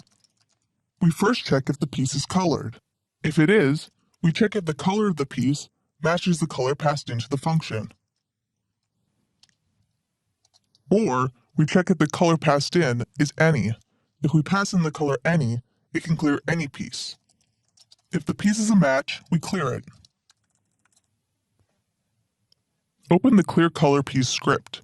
We'll finish filling out the clear function. Call the clear color function we just added to the grid class. In the grid class, go to where we spawned the row and column clearing pieces and clear all valid matches. If count has at least 5 pieces in it, we'll create a rainbow piece.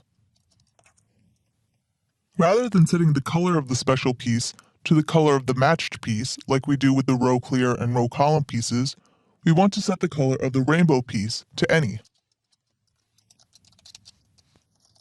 Now that we can spawn our rainbow piece, we also need to be able to clear it. We'll do this in swap pieces. Remember that the rainbow piece can be swapped with any piece, even if it doesn't form a match. In swap pieces, when we check if the swap forms a match, we'll also check if the type of one of the pieces is rainbow. That way, even if the swap doesn't form a match, we'll still clear the pieces. Because the rainbow piece can be swapped with any piece, it won't be found as a valid match when we call clear all valid matches. That means we need to clear the rainbow piece manually after we move it. We check if piece 1 is a rainbow piece and is clearable, and if piece 2 is colored. If so, we get a reference to the clear color piece component from piece 1. We set the color of the clear color piece to the color of the matched piece. The reason we have to get the clear color piece component directly here, instead of using the reference stored in the game piece, is because the game piece stores an object of type clearable piece. That means we can only access members of the base clearable piece class through that reference. Since the color variable is only defined in the clear color piece derived class, we need a reference to that. After setting the color, we clear the rainbow piece. Now we check the same thing for piece 2. I'm going to copy and paste and switch all the references to piece 1 and piece 2. Run the game and try to match 5 pieces in a row. You can see that when we match 5 in a row, it creates this new rainbow piece. Swap the piece with any other adjacent piece to clear all the pieces of that color on the board. If you swap 2 rainbow pieces, it will clear all the pieces on the board. Now that we've created all these different piece types, we're next going to create some different level types. We can now fill our game board, clear and match pieces, and we even have special piece types. But this still isn't really a game. There's no way to win or lose. We'll fix that by creating a level class, which will keep track of the state of the game. We're going to implement 3 different level types. A timer level, where the player must reach a certain score in the given amount of time. A moves level, where the player must reach a score within the given number of moves. And an obstacles level type, where the player must clear all the obstacles within a specific number of moves. To begin with, we're going to create a base level class that all of our other level classes will derive from. Create a new script called level and open it. This base class will contain all the things that are shared between all the level types. First, we'll define an enum for the possible level types. Since we know that each level will have a level type, we'll add a variable for that to the base class. This variable will be protected so that the derived classes can also access it. Each level will also need a reference to the grid object, so we'll add a public variable for that so we can assign it in the inspector. We'll also need a way to determine how well a player did. We're going to use stars to score the player. I'm going to add 3 public integers which represent the scores needed for each star ranking. We can set these in the inspector later. Lastly, we know each level will keep track of the score, so we add a protected variable for that. Next, we'll implement the functions that every level needs. To start, we need functions to win and lose the game. These will be virtual so that the derived classes can override them if they need to. For now, these will just print debug text. The level also needs to keep track of what the player is doing. Create a new function called onMove, which will be called when the player swaps 2 pieces. We'll add one last function called onPieceCleared, which is called when a piece is cleared. It takes the piece that was cleared as a parameter. Here's where we would update the current score. But how many points do we get? We'll solve that in the next video. When a player clears a piece, they should get some points. Some pieces might even be worth more than others, like special pieces. To know how many points a piece is worth, we're going to add a score parameter. Open the GamePiece script and add a new integer variable called score. Make this public so we can assign it in the inspector. In the editor, click on one of the piece prefabs, and you can see the new score variable. Here you can set how much each piece should be worth. I'm going to make the normal piece worth 300 points. The row and column clearing pieces worth 600 points. And the rainbow piece worth 1000 points. The bubble pieces will be worth 500 points. In the level script, we'll update the score in onPieceCleared. Increment the current score by the piece's score. I'm also adding a debug log so we can see what our score is. Now we just need to call onPieceCleared when a piece is cleared. We'll do that in the next video. We created our base level class with some core functions. Now the level needs to know when the player made a move and when they cleared a piece. The grid class will call onMove to let the level know when the player moved. Open the grid script. First, the grid will need a reference to the level in order to call this function. In the editor, create an empty game object and call it level. Drag on the level script. For now, this doesn't do much. Later, we'll be replacing this with components for the different level types. Click on the grid and assign the level object in the inspector. Once the player successfully swaps a piece, we just call the move function on the level. In the level script, add a debug line in onMove. If you run the game, you can see this gets printed each time we swap pieces.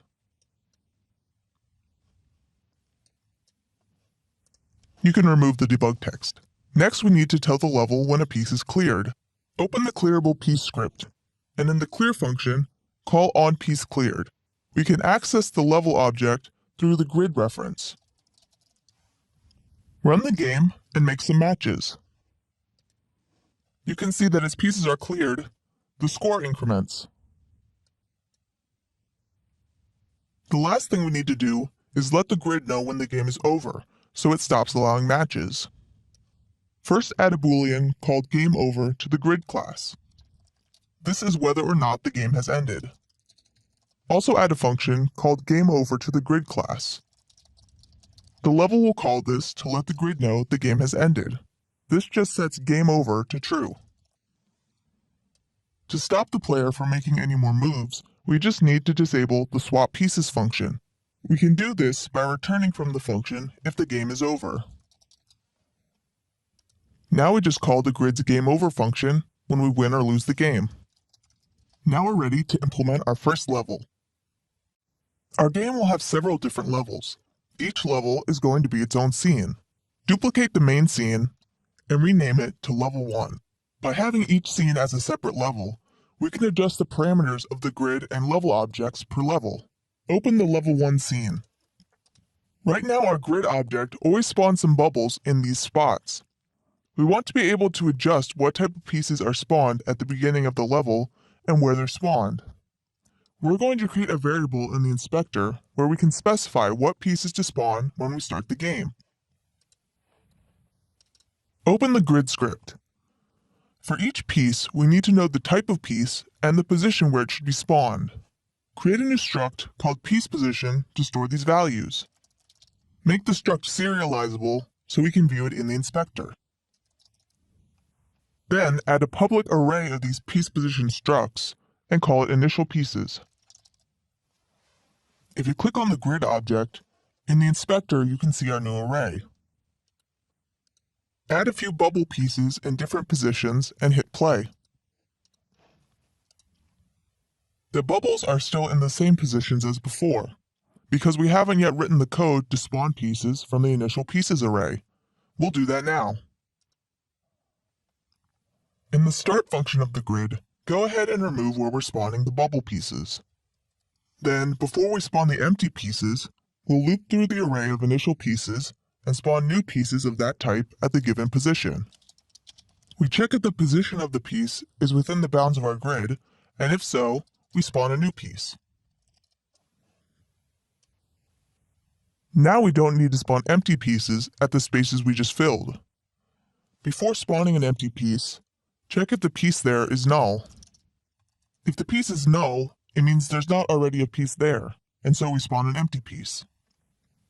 I'm going to change the start function to awake. Later on, for our obstacle level type, we'll need to access the pieces in the grid when we start the level. To make sure that all the pieces are created, we'll do this in awake.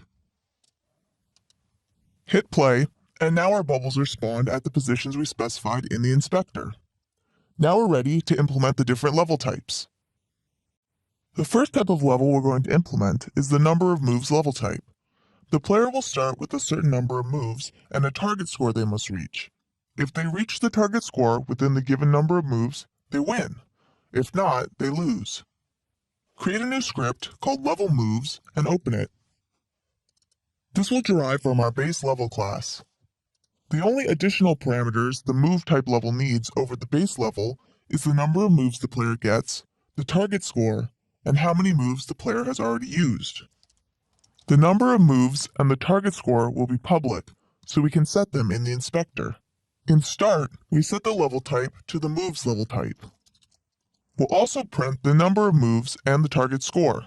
Later, we'll be implementing a UI to display this. In the Level 1 scene, click on the level object and remove the level component. Replace it with the Level Moves script. Assign the variable for our grid object in the inspector.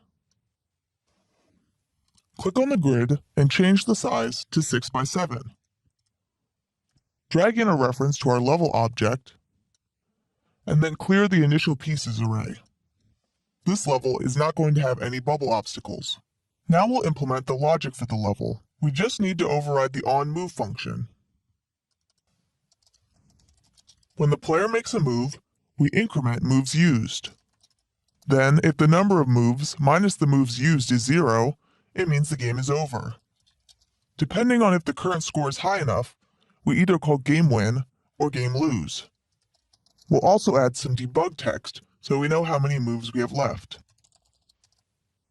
The biggest challenge with designing levels is deciding what values to put for our number of moves and target score. We don't want the level to be too easy, but we also want to make sure it's not impossible. What you can do is decide how many moves you want the level to last for, and set the target score to something impossibly high, like 5 million. Then play the level several times and see how many points you were able to get in that number of moves. You can use that data to determine what the target score and 1, 2, and 3-star scores should be. A more sophisticated way is to create an AI that will play the level and create lots of data that you can use to determine the score. That's outside the scope of this course, but feel free to try implementing it on your own. I chose 14 moves and a target score of 15,000. The scores for 1, 2, and 3 stars are 15,000, 18,000, and 21,000. I've entered those values in the inspector. You can adjust them if you want the level to be easier or harder. As you play the game, you can see the number of moves left decreasing.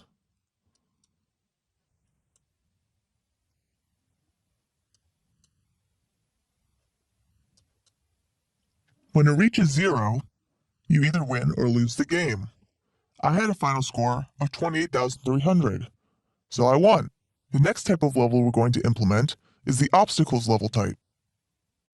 The next level type is similar to the number of moves level, except instead of trying to reach a target score, we have to clear all the bubbles on the grid. Create a script called level obstacles and open it. Make it derived from the base level class. Like the moves level type, the obstacles level type also needs to know the number of moves the player has and the moves already used. We also need to know which pieces are obstacles. Add a new array of piece types called obstacle types. Finally, we need to know how many obstacles are remaining, so we can check when they're all cleared. Create a new integer called numObstaclesLeft.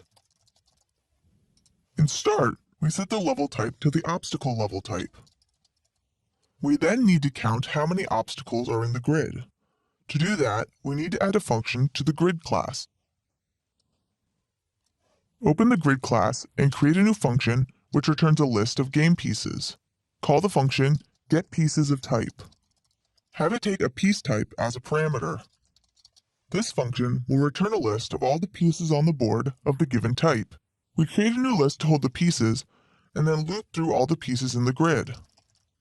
If the piece type matches, then we add it to the list. Finally, we return the list. Back in the level obstacles script, in start, we loop through the obstacle types and get all the pieces of that type from the grid. We then increment the number of obstacles left by the number of pieces in the list. Next, we'll override onMove like we did with the moves level type. Each time the player moves, we increment the number of moves used. If the player has no moves remaining, but all the obstacles haven't been cleared, then the player loses the game. I'm also going to add a debug log of the number of moves left. We need to know when an obstacle is cleared, so we can decrease the number of obstacles remaining. Override the onPieceCleared function. We'll still call the base function so that the scores will get updated. Then we loop through the obstacle types and check if this piece matches any of them. If the cleared piece is an obstacle, then we decrease the number of obstacles left. If all the obstacles have been cleared, then we won the game. For each move the player has left, we'll give them 1,000 points. Then we call game win. Let's create a new level that uses the obstacles level type. Duplicate the level 1 scene and rename it to level 2. Click on the level object and remove the level move script. Add the level obstacle script instead. Drag on the reference to the grid. And set the obstacle types array to have just one element, our bubble piece type. Next, we'll modify the grid to start with some bubbles on it. On the grid object, assign the level reference and set the size to 9 by 9. Then we'll add our obstacles. I'm going to add the bubbles in an X shape, but you can do whatever you want here.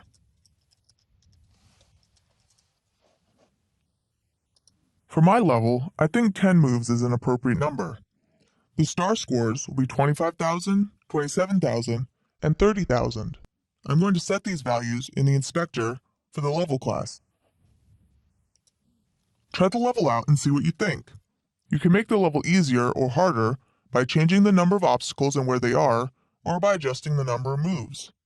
Try making a few different obstacle levels. Now all that's left is our final level type, the timer level. The last type of level is the timer level. I'm going to make a new script called level timer. Like the other level types, this will derive from the base level class. The timer level needs to know how much time the player has in seconds and what the target score is. I'm also adding a variable called timer, which is how long the game has been running for. The level type is levelType.timer, and I'm just going to add some debug text to tell the player how much time they get and the target score they need to reach. In update, we'll update the timer. If we run out of time, then we check if we reached the target score. If we did, we won the game. If we didn't, we lost the game. Duplicate the level 2 scene to create level 3. This will be our timer level. Replace the level obstacles component with the level timer script we just made. Drag in the reference to the grid. I'm going to give the player 90 seconds to reach a target score of 50,000.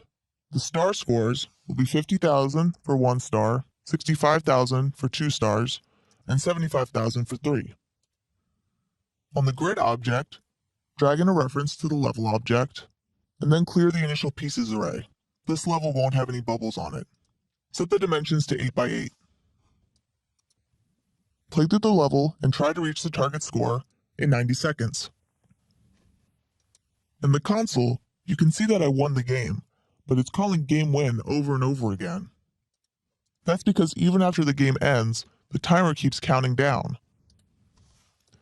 We need to add another variable called timeout, which will let us know when the game has ended. We'll only decrease the timer if the game hasn't ended yet. That finishes up all the different level types. Next, we'll be implementing the user interface.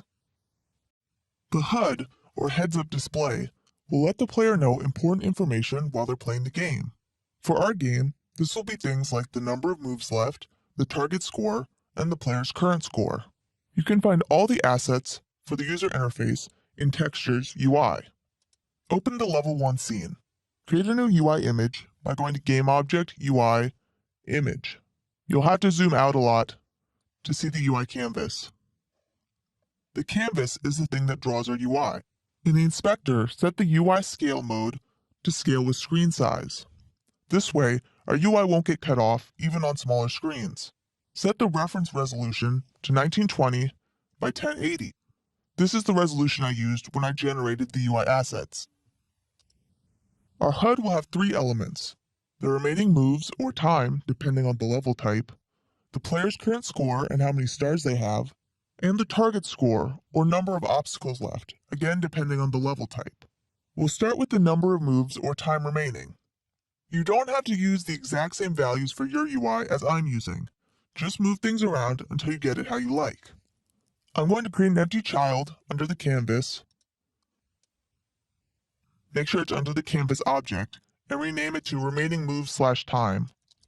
Make the image a child of this game object and rename it to remaining BG. This will be the background for this element. In the inspector, change the sprite on the image to our small rectangle. In the bottom here, you can see the native resolution of the texture. Start by setting the width and height of the transform to this size.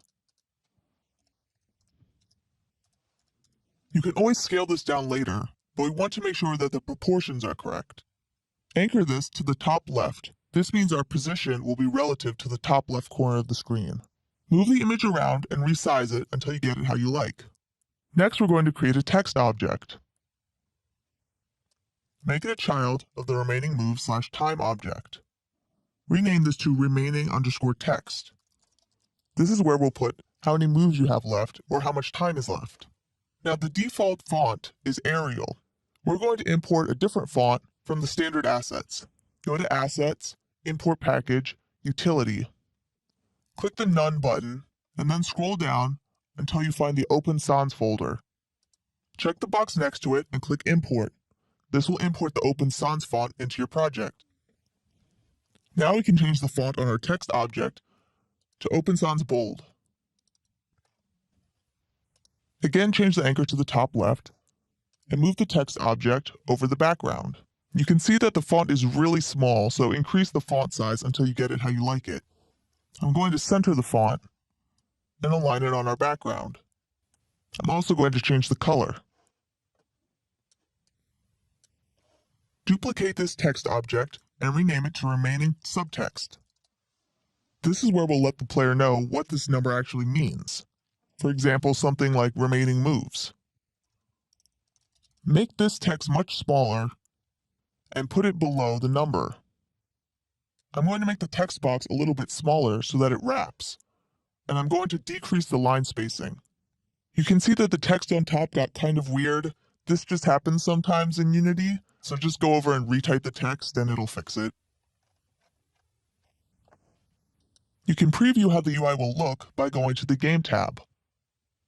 Now I'm going to duplicate the remaining moves object and reuse it for our target object. Rename the object to target. Also rename all these sub-objects. Then go ahead and select them all and drag them down so they show up below the remaining object. I'm going to update the subtext to something like target score. Finally, we'll create our score object. Create a new empty child game object, make it a child of the canvas, and rename it to score. Then create a new UI image. Make that a child of score and anchor it to the top left. Now for the sprite, we're going to use our small square. Again, set the width and height to the image size. Then move it over below our target object and resize it. Rename this to ScoreBG. Create another image, make it a child of score, and name it star0. This will display how many stars the player has. Change the anchor to the top left and the sprite to stars_0, setting the width and height to the image size. Go ahead and position this over the background. Duplicate the star0 object 3 times and rename these to stars1, stars2, and stars3. For stars1, set the sprite to stars_1. For 2, stars_2, and for 3, stars_3. We'll hide or display these images depending on the player's score. Finally, create a new text object. Make it a child of the score object and rename it score_text. Anchor it to the top left and change the font to Open Sans Bold. Position it over the background and adjust the font size.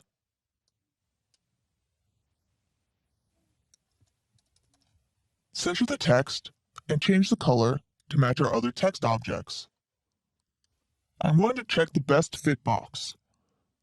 This will scale the text so that it fits within the box. That way, if a player has a really high score, it won't run outside the dimensions of the text box. I'm going to set the max size to 115 and the min size to 80. This means it will automatically scale the font to somewhere between 80 and 115 so that it best fits inside the box. This gray box is the bounds of the canvas. You can see that our score element goes outside of this a little bit. So I'm just going to rescale everything so that it all fits. Next, we'll create a script to update the HUD. Now that we've created all the UI elements for our HUD, we need to update the values to match the game. We'll create a script with functions that will update our UI elements. Create a new script called HUD. First, we'll add a variable to store a reference to the level. Then we'll add variables to store references to all of the UI elements that need to get updated. These will be the remaining text, the remaining subtext, the target text, the target subtext, the score text, and our star images. The text objects are of type unityengine.ui.text, and the image objects are of type unityengine.ui.image. We'll also add two private variables. One is the index of the star image that's currently being displayed. We'll call this starIDX. The other variable is whether or not the game has ended. We'll need this later to display a game over screen. In the editor, rename the canvas object to GameUICanvas. Add the HUD script and hook up all the references in the inspector. When you're done, your HUD component should look like this. Since we'll be using this UI for each level, we'll create a prefab out of it that we can add to all the levels. Drag the GameUICanvas object into the prefabs folder. Save the scene and then open the scene for level 2. In each of the level scenes, drag in the GameUICanvas prefab. Also add a UI event system by going to GameUI Event System. The only thing you'll need to update on the HUD for each level is the level reference. Repeat these same steps for each of your level scenes. Now that we've added the HUD to each level scene and we've got our HUD script set up, we're going to add some functions to update the UI elements. Now we're going to add some functions to our HUD script to update the UI elements. Open the HUD script. First, we'll fill out the start function. At the start of the game, all we need to do is disable the star images. We loop through all the star images and check that the index is equal to the current star index. This starts at 0, so when the game starts, only the 0 star image will be visible. Next, we'll create a function to set the player's score. We'll call it setScore, and it will take an integer. We set the score text to the score passed in, converted to a string. We have to convert it from an integer to a string because the text parameter expects a string. Next, we have to calculate which star image should be visible. By default, we showed the 0 star image. If the score is greater than the score needed for 1 star, but less than the score for 2 star, we show the 1 star image. We do the same for the 2 and 3 star images, checking if the score is within the score range. We loop through the star image array and only enable the star that's at the same index we calculated earlier, visible star. We disable all of the other star images. Then we store the index of the visible star in starIDX. Now that we've written the function to update the score, let's write functions to update the target text and the remaining text. setTarget takes an integer and simply sets the value of the target text to that integer converted to a string. For setRemaining, we're going to write two functions, one that takes an integer and one that takes a string. This is to accommodate our different level types. For the moves and obstacle level types, they'll want to pass in an integer, but for the timer level type, we'll want to pass in a string, which is the formatted time. Both of these functions do the same thing. They set the remaining text to the value passed in. The only difference is that the function which takes an integer has to convert it to a string. The last function we need is one that updates our subtext objects depending on the level type. I'm going to call it setLevelType, and it will take a level type object. Depending on the level type, we'll set the remaining subtext and the target subtext accordingly. For the moves level type, the remaining subtext is moves remaining, and the target subtext is the target score. For the obstacle level type, the remaining subtext is moves remaining, and the target subtext is bubbles remaining, since we're trying to clear all the bubbles on the grid. For the timer level type, remaining subtext is time remaining, because we're not limited by number of moves, and the target subtext is target score. The last two functions we'll implement are onGameWin and onGameLose. We'll use these later when we implement a game over screen. For now, they just set isGameOver to true. That's it for our HUD script. We've written all these functions, but right now nothing is calling them. In the next video, we'll modify the level class to update the HUD. Now our level class just needs to call these functions to update the HUD. First, our level needs a reference to the HUD object. Open the level script and add a new variable for the HUD. Open the scene for level 1 and connect to the HUD reference. Do this for all of the level scenes. Then go back to the level script. In the start function of the level class, we'll begin by setting the score.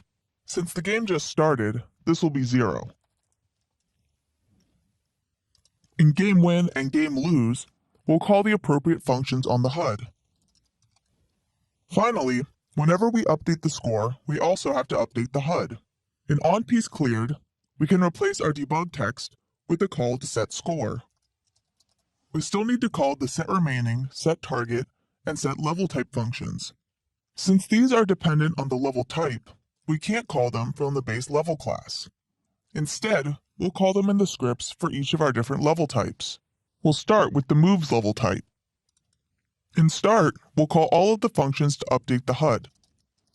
We set the level type to our level type, which is levelType.moves.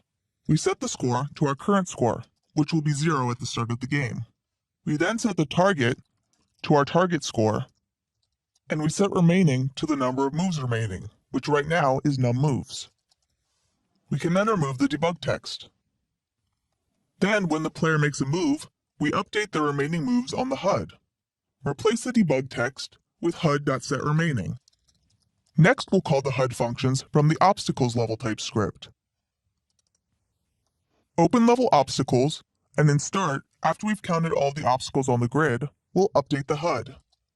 Again, we set the level type to our level type, which is levelType.obstacle. We set the score to the current score. We set the target to numObstacles left. Right now, this is the number of bubbles that are on the screen. And finally, we set remaining to the number of moves remaining, which is numMoves. We'll also need to update the target text whenever the number of obstacles changes. In onPieceCleared, after we decrement the number of obstacles, update the HUD. Since we're also updating the score in this function, replace the debug text with a call to set score. The last thing we need to do is update the number of remaining moves, just like we did with the moves level type. In onMove, replace the debug text by calling HUD.setRemaining. Just one level type left. Open up Level Timer. In Start, we update the HUD just like we did with the other level types. We set the target to the target score, and we set remaining to the time remaining. We're going to pass in a formatted string so that the time is displayed in minutes and seconds instead of just seconds. To get the number of minutes, we divide time in seconds by 60. And to get the number of seconds remaining, we do time in seconds modulo 60. You can also delete the debug text now. When we update the timer, we also need to update the HUD. Copy the call to set remaining and paste it right below where we update the timer. Replace time in seconds with time in seconds minus timer. This is the time remaining. Now, since we don't want to display a negative value at the end of the match, we're going to use the max function to get the largest value between the time remaining and 0. That way, if the time remaining is negative, it will just display 0. Then, since the max function returns a float, we're just going to cast it to an integer.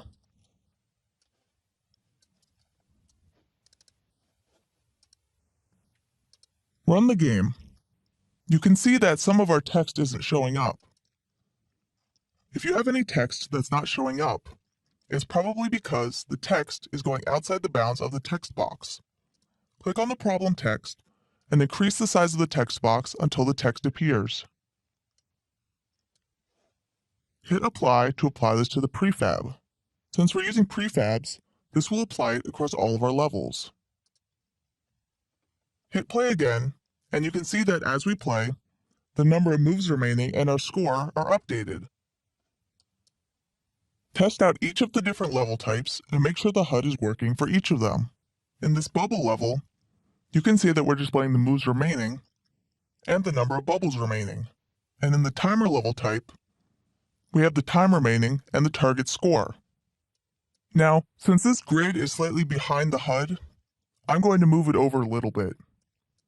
Depending on the size of your levels, you might have to adjust where the grid is.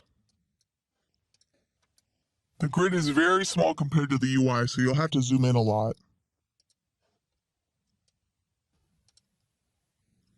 So our HUD works for all of the different level types. Next, we're going to create a game over screen that will pop up when the game ends. Next, we're going to implement the UI for the game over screen. This screen will show up when the game is over.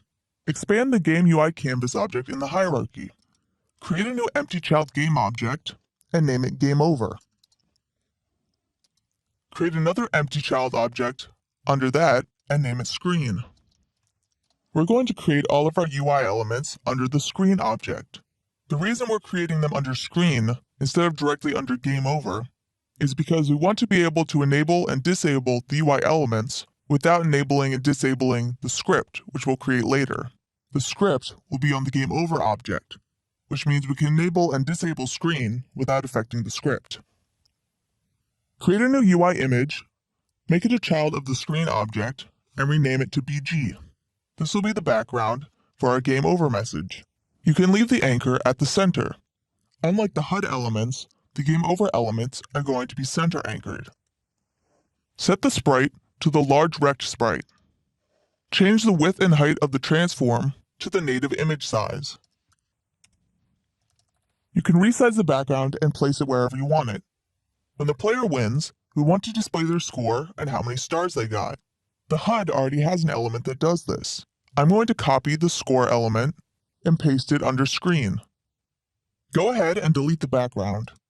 Then select all the objects under score and change them to be center aligned.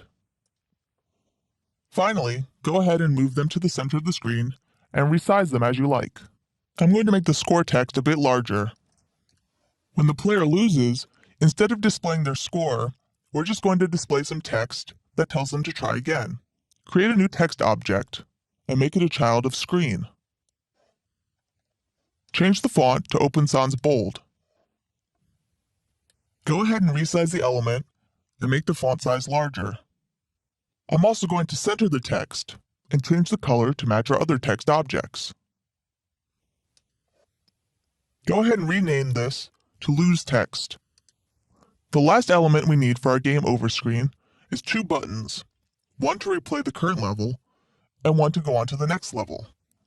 Go to the Game Object menu and select UI button to create a new button element.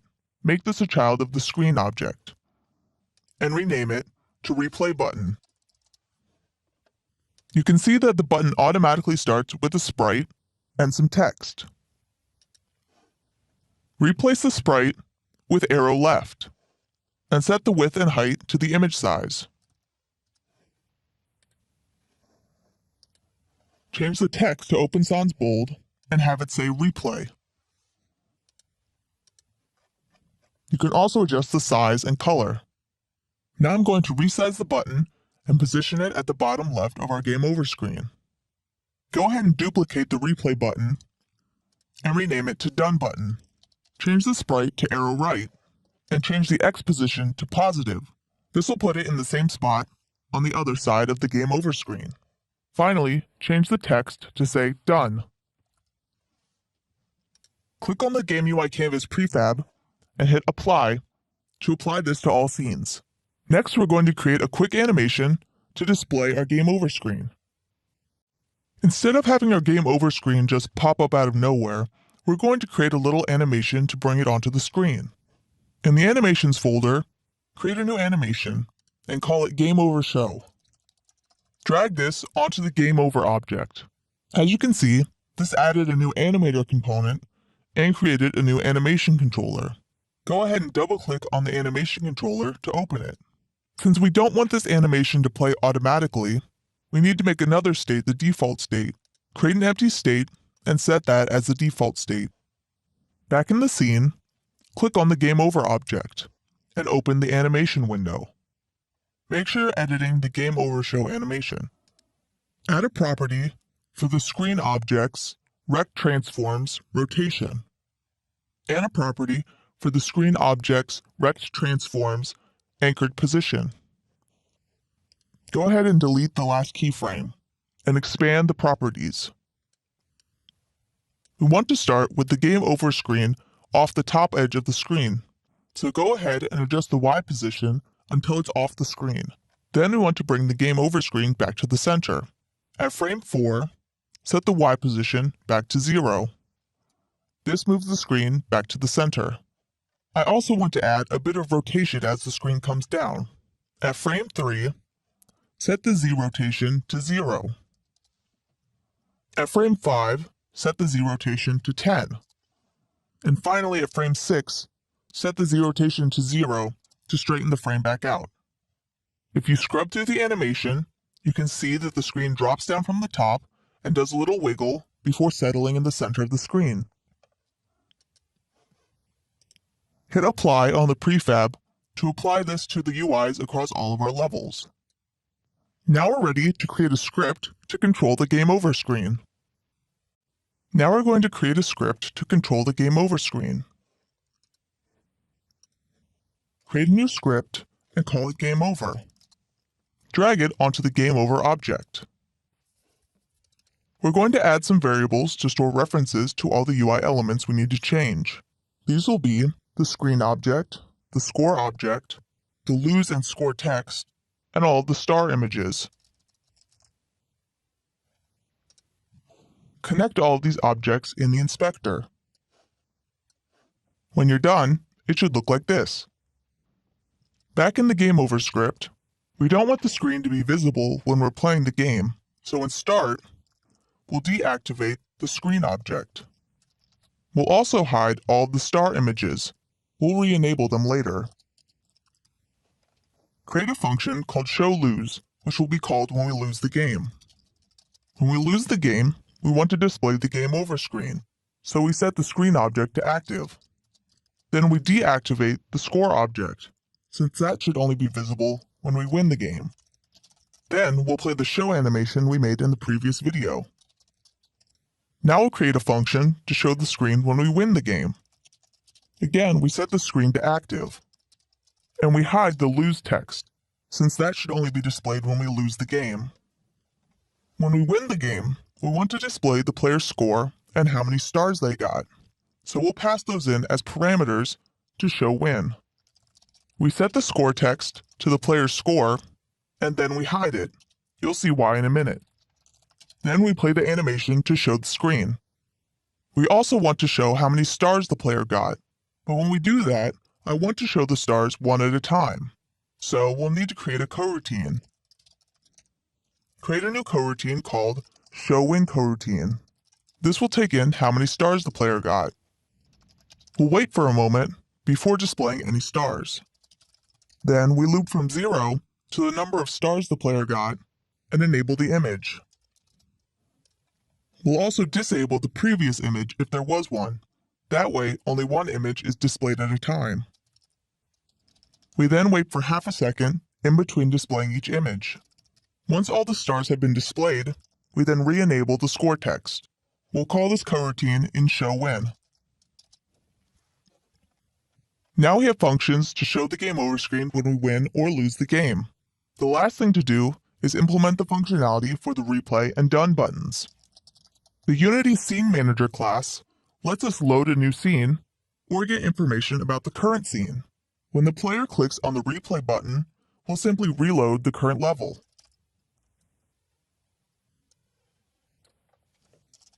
We'll create a function stub for the Done button functionality, but we'll implement it later. Now we have to hook up the buttons to call those functions. Click on the Replay button object, and at the bottom of the button component, under OnClick, click the plus sign. Where it says None, drag in the Game Over object, and from the drop-down, select Game Over on Replay Clicked. When this button is clicked, it will call that function. Do the same thing for the Done button. Have this one call on Done Clicked. Hit Apply to apply these changes across all of our levels. Now, we just need to have the level call these functions when the game is over to show the Game Over screen. Now that we've created our functions to show the Game Over screen when we win or lose the game, we need to call these functions from the HUD. Open up the HUD script. The HUD already knows when we win or lose a game because the level is calling the on-game win and on-game lose functions. This is where we'll show the game over screen. Add a variable to store a reference to the game over screen.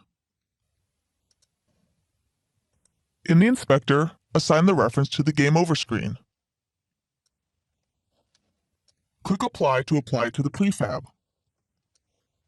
In onGameWin, we'll call GameOver.showWin, and we'll pass in the score and star IDX, which is the number of stars the player got.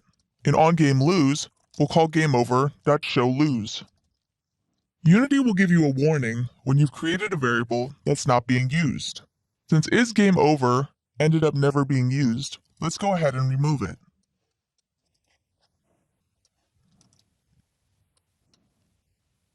Hit play and finish a game.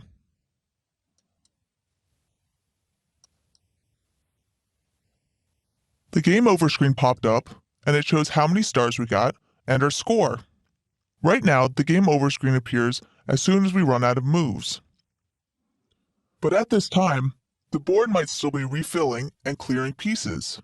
We should wait until the board is finished filling before we show the Game Over screen. In the Grid class, add a variable called isFilling. This boolean will tell us if the grid is currently filling or not. Then at the start of the fill function, we set isFilling to true. And at the end of the function, we set it back to false. Now when we win or lose a game, we'll have the level wait until the grid is finished filling before letting the UI know. Open the level script. Add a boolean called didWin. This is whether we won or lost the game. In GameWin, remove the call to HUD.onGameWin and the debug text, and set didWin to true. In GameLose, remove the call to HUD.onGameLose and the debug text, and set didWin to false. Now we're going to create a coroutine that will wait until the grid is finished filling. While the grid is filling, we wait. YieldReturn0 waits for 1 frame. Once the grid is done filling, we check if we won or lost. If we won, we call HUD.onGameWin and pass in the current score. If we lost, we call HUD.onGameLose. Now in GameWin and GameLose, we'll call our function to wait for the grid to finish filling. So that our inherited classes can access this function, we need to make it protected. Go ahead and play another game.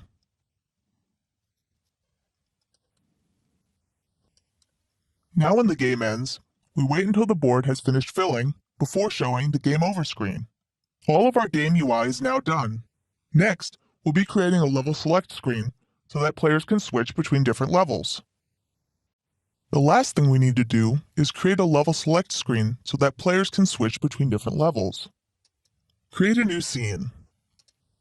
Save it in the Scenes folder and call it Level Select. Create a new UI image. Since this screen will just be made up of UI elements, you can delete the main camera. First, let's set up the canvas. Just like we did with the HUD, set the UI scale mode to scale with screen size, and the reference resolution to 1920 by 1080. Click on the image and change the sprite to BG2. Set the width and height to 1920 by 1280, since this is the texture's native resolution, and set the anchor to the bottom center. Align the texture to the bottom edge of the screen. You can see that the background looks good at some resolutions, but at others, there's empty space. We need to click on our canvas, and under Canvas Scaler, slide it to match the height of the screen. Now our background completely fills each resolution. Rename the image to BG. Create a new button. This will be the button to select our level. Change the sprite to Stone Square. Set the width and height to 193 by 185. Create a new image and make it a child of the button. For the sprite, select 1 and set the width and height to 32 by 51. Center it by setting the X and Y position to 0. Then go ahead and delete the text object. This number represents what level this button will load. We're going to add another image and make it a child of the button. Change the sprite to star small and set the size to 45 by 40. This represents how many stars the player earned on the level. Drag it over top of the background. Duplicate this image twice and align the stars so they're next to each other. Select them all and center them on the button. Go ahead and adjust the number and the stars until you get them where you like them. Then go ahead and rename the objects to something more meaningful, like number, star 1, star 2, and star 3. Since we have 3 levels, we'll create 3 buttons. Go ahead and duplicate the button twice and place them next to each other. Change the number sprite on each one to correspond to the number of the level. Our level select UI is ready. Now we just need to load the appropriate level when we click on a button. Now we'll add the functionality to load a level when we click on the button. Create a new script called Level Select.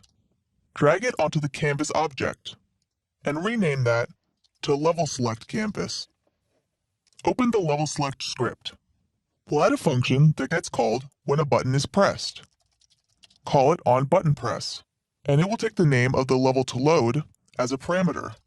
Now we just use the Scene Manager to load that level. Go back to the editor. Click on a button, and under OnClick, click the plus, and drag in the Level Select canvas. From the drop-down, select the Level Select onButtonPress function. For the string, type in the name of the level you want to load. Since this is the button for level 1, I'll type level 1. Do the same for the other 2 buttons. Hit play and click on a button. You see we get an error that the scene could not be loaded. That's because we haven't added our level scenes to the build settings. Go to File, Build Settings. Drag in the level scenes and the level select scene. Close the build settings and run again. You see that when we clicked on the button, it loaded the level. Now we just need to get back to the level select screen after we finish the level. Open the Game Over script. Remember we added a function stub for when the Done button is clicked. Here, we'll load the level select scene. Hit play and load a level. Finish the game until the Game Over screen shows up.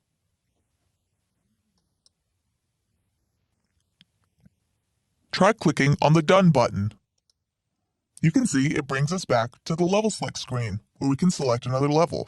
The final element of the level select screen is the stars. We want to display the highest score the player has achieved for each level. We'll do that next. We want to display the highest number of stars the player has earned on a level in the level select screen. First, we need to store the player's highest score. Open the HUD script. Since we only want to store the score if the player won, we'll store it in OnGameWin. Star IDX is the number of stars the player got. We'll be storing the score in PlayerPrefs. First, we check if the currently stored score is less than the new score. For the key, we'll be using the name of the currently loaded scene. I'm going to set the default value to 0. That means if the player hasn't completed a level yet, and there's no score stored, this will return 0. If the new score is greater than the stored score, then we store the new score. Now that we're storing the highest score, we can access it in the level select script. Go ahead and open that up.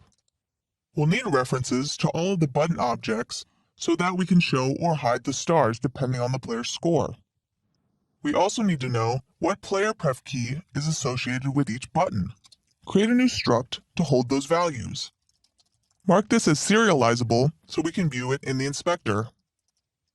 And then create an array of these structs. In the editor, click on the Level Select canvas. Assign each of the buttons to the array. And set the player pref key to the appropriate value. Remember, this is the name of the scene for each level. Now in Start, we'll loop through the array of buttons and get the highest score for each one. We'll then show or hide the stars accordingly. We get the score for each level, passing in the player pref key we specified in the inspector. We then loop from 1 to 3 and get each of the stars. We do this by using transform.find, star, and the current index. This will search for a child of the button with that name. If the index of the star is less than or equal to the stored score, it means that the player has achieved this star ranking, and so we enable the star. If this star index is greater than the player's score, it means they haven't yet achieved this star ranking, and so we hide the star.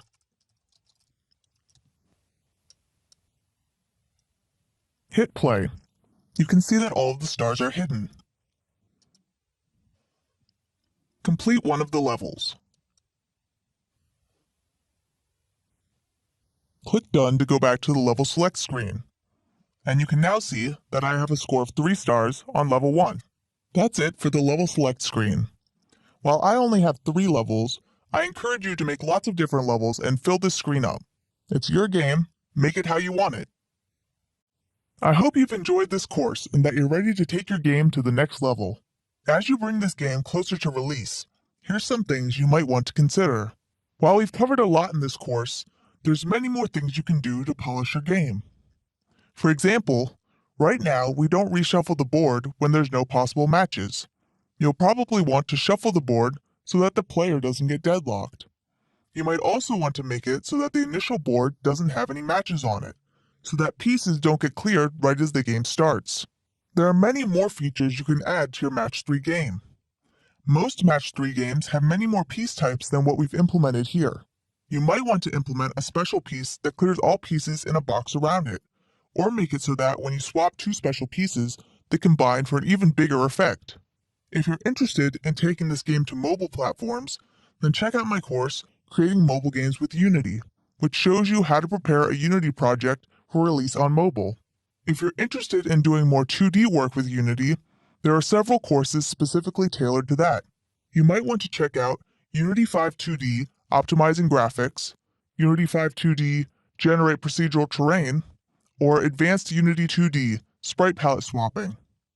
If you want to learn more about scripting in Unity, try my other course, Script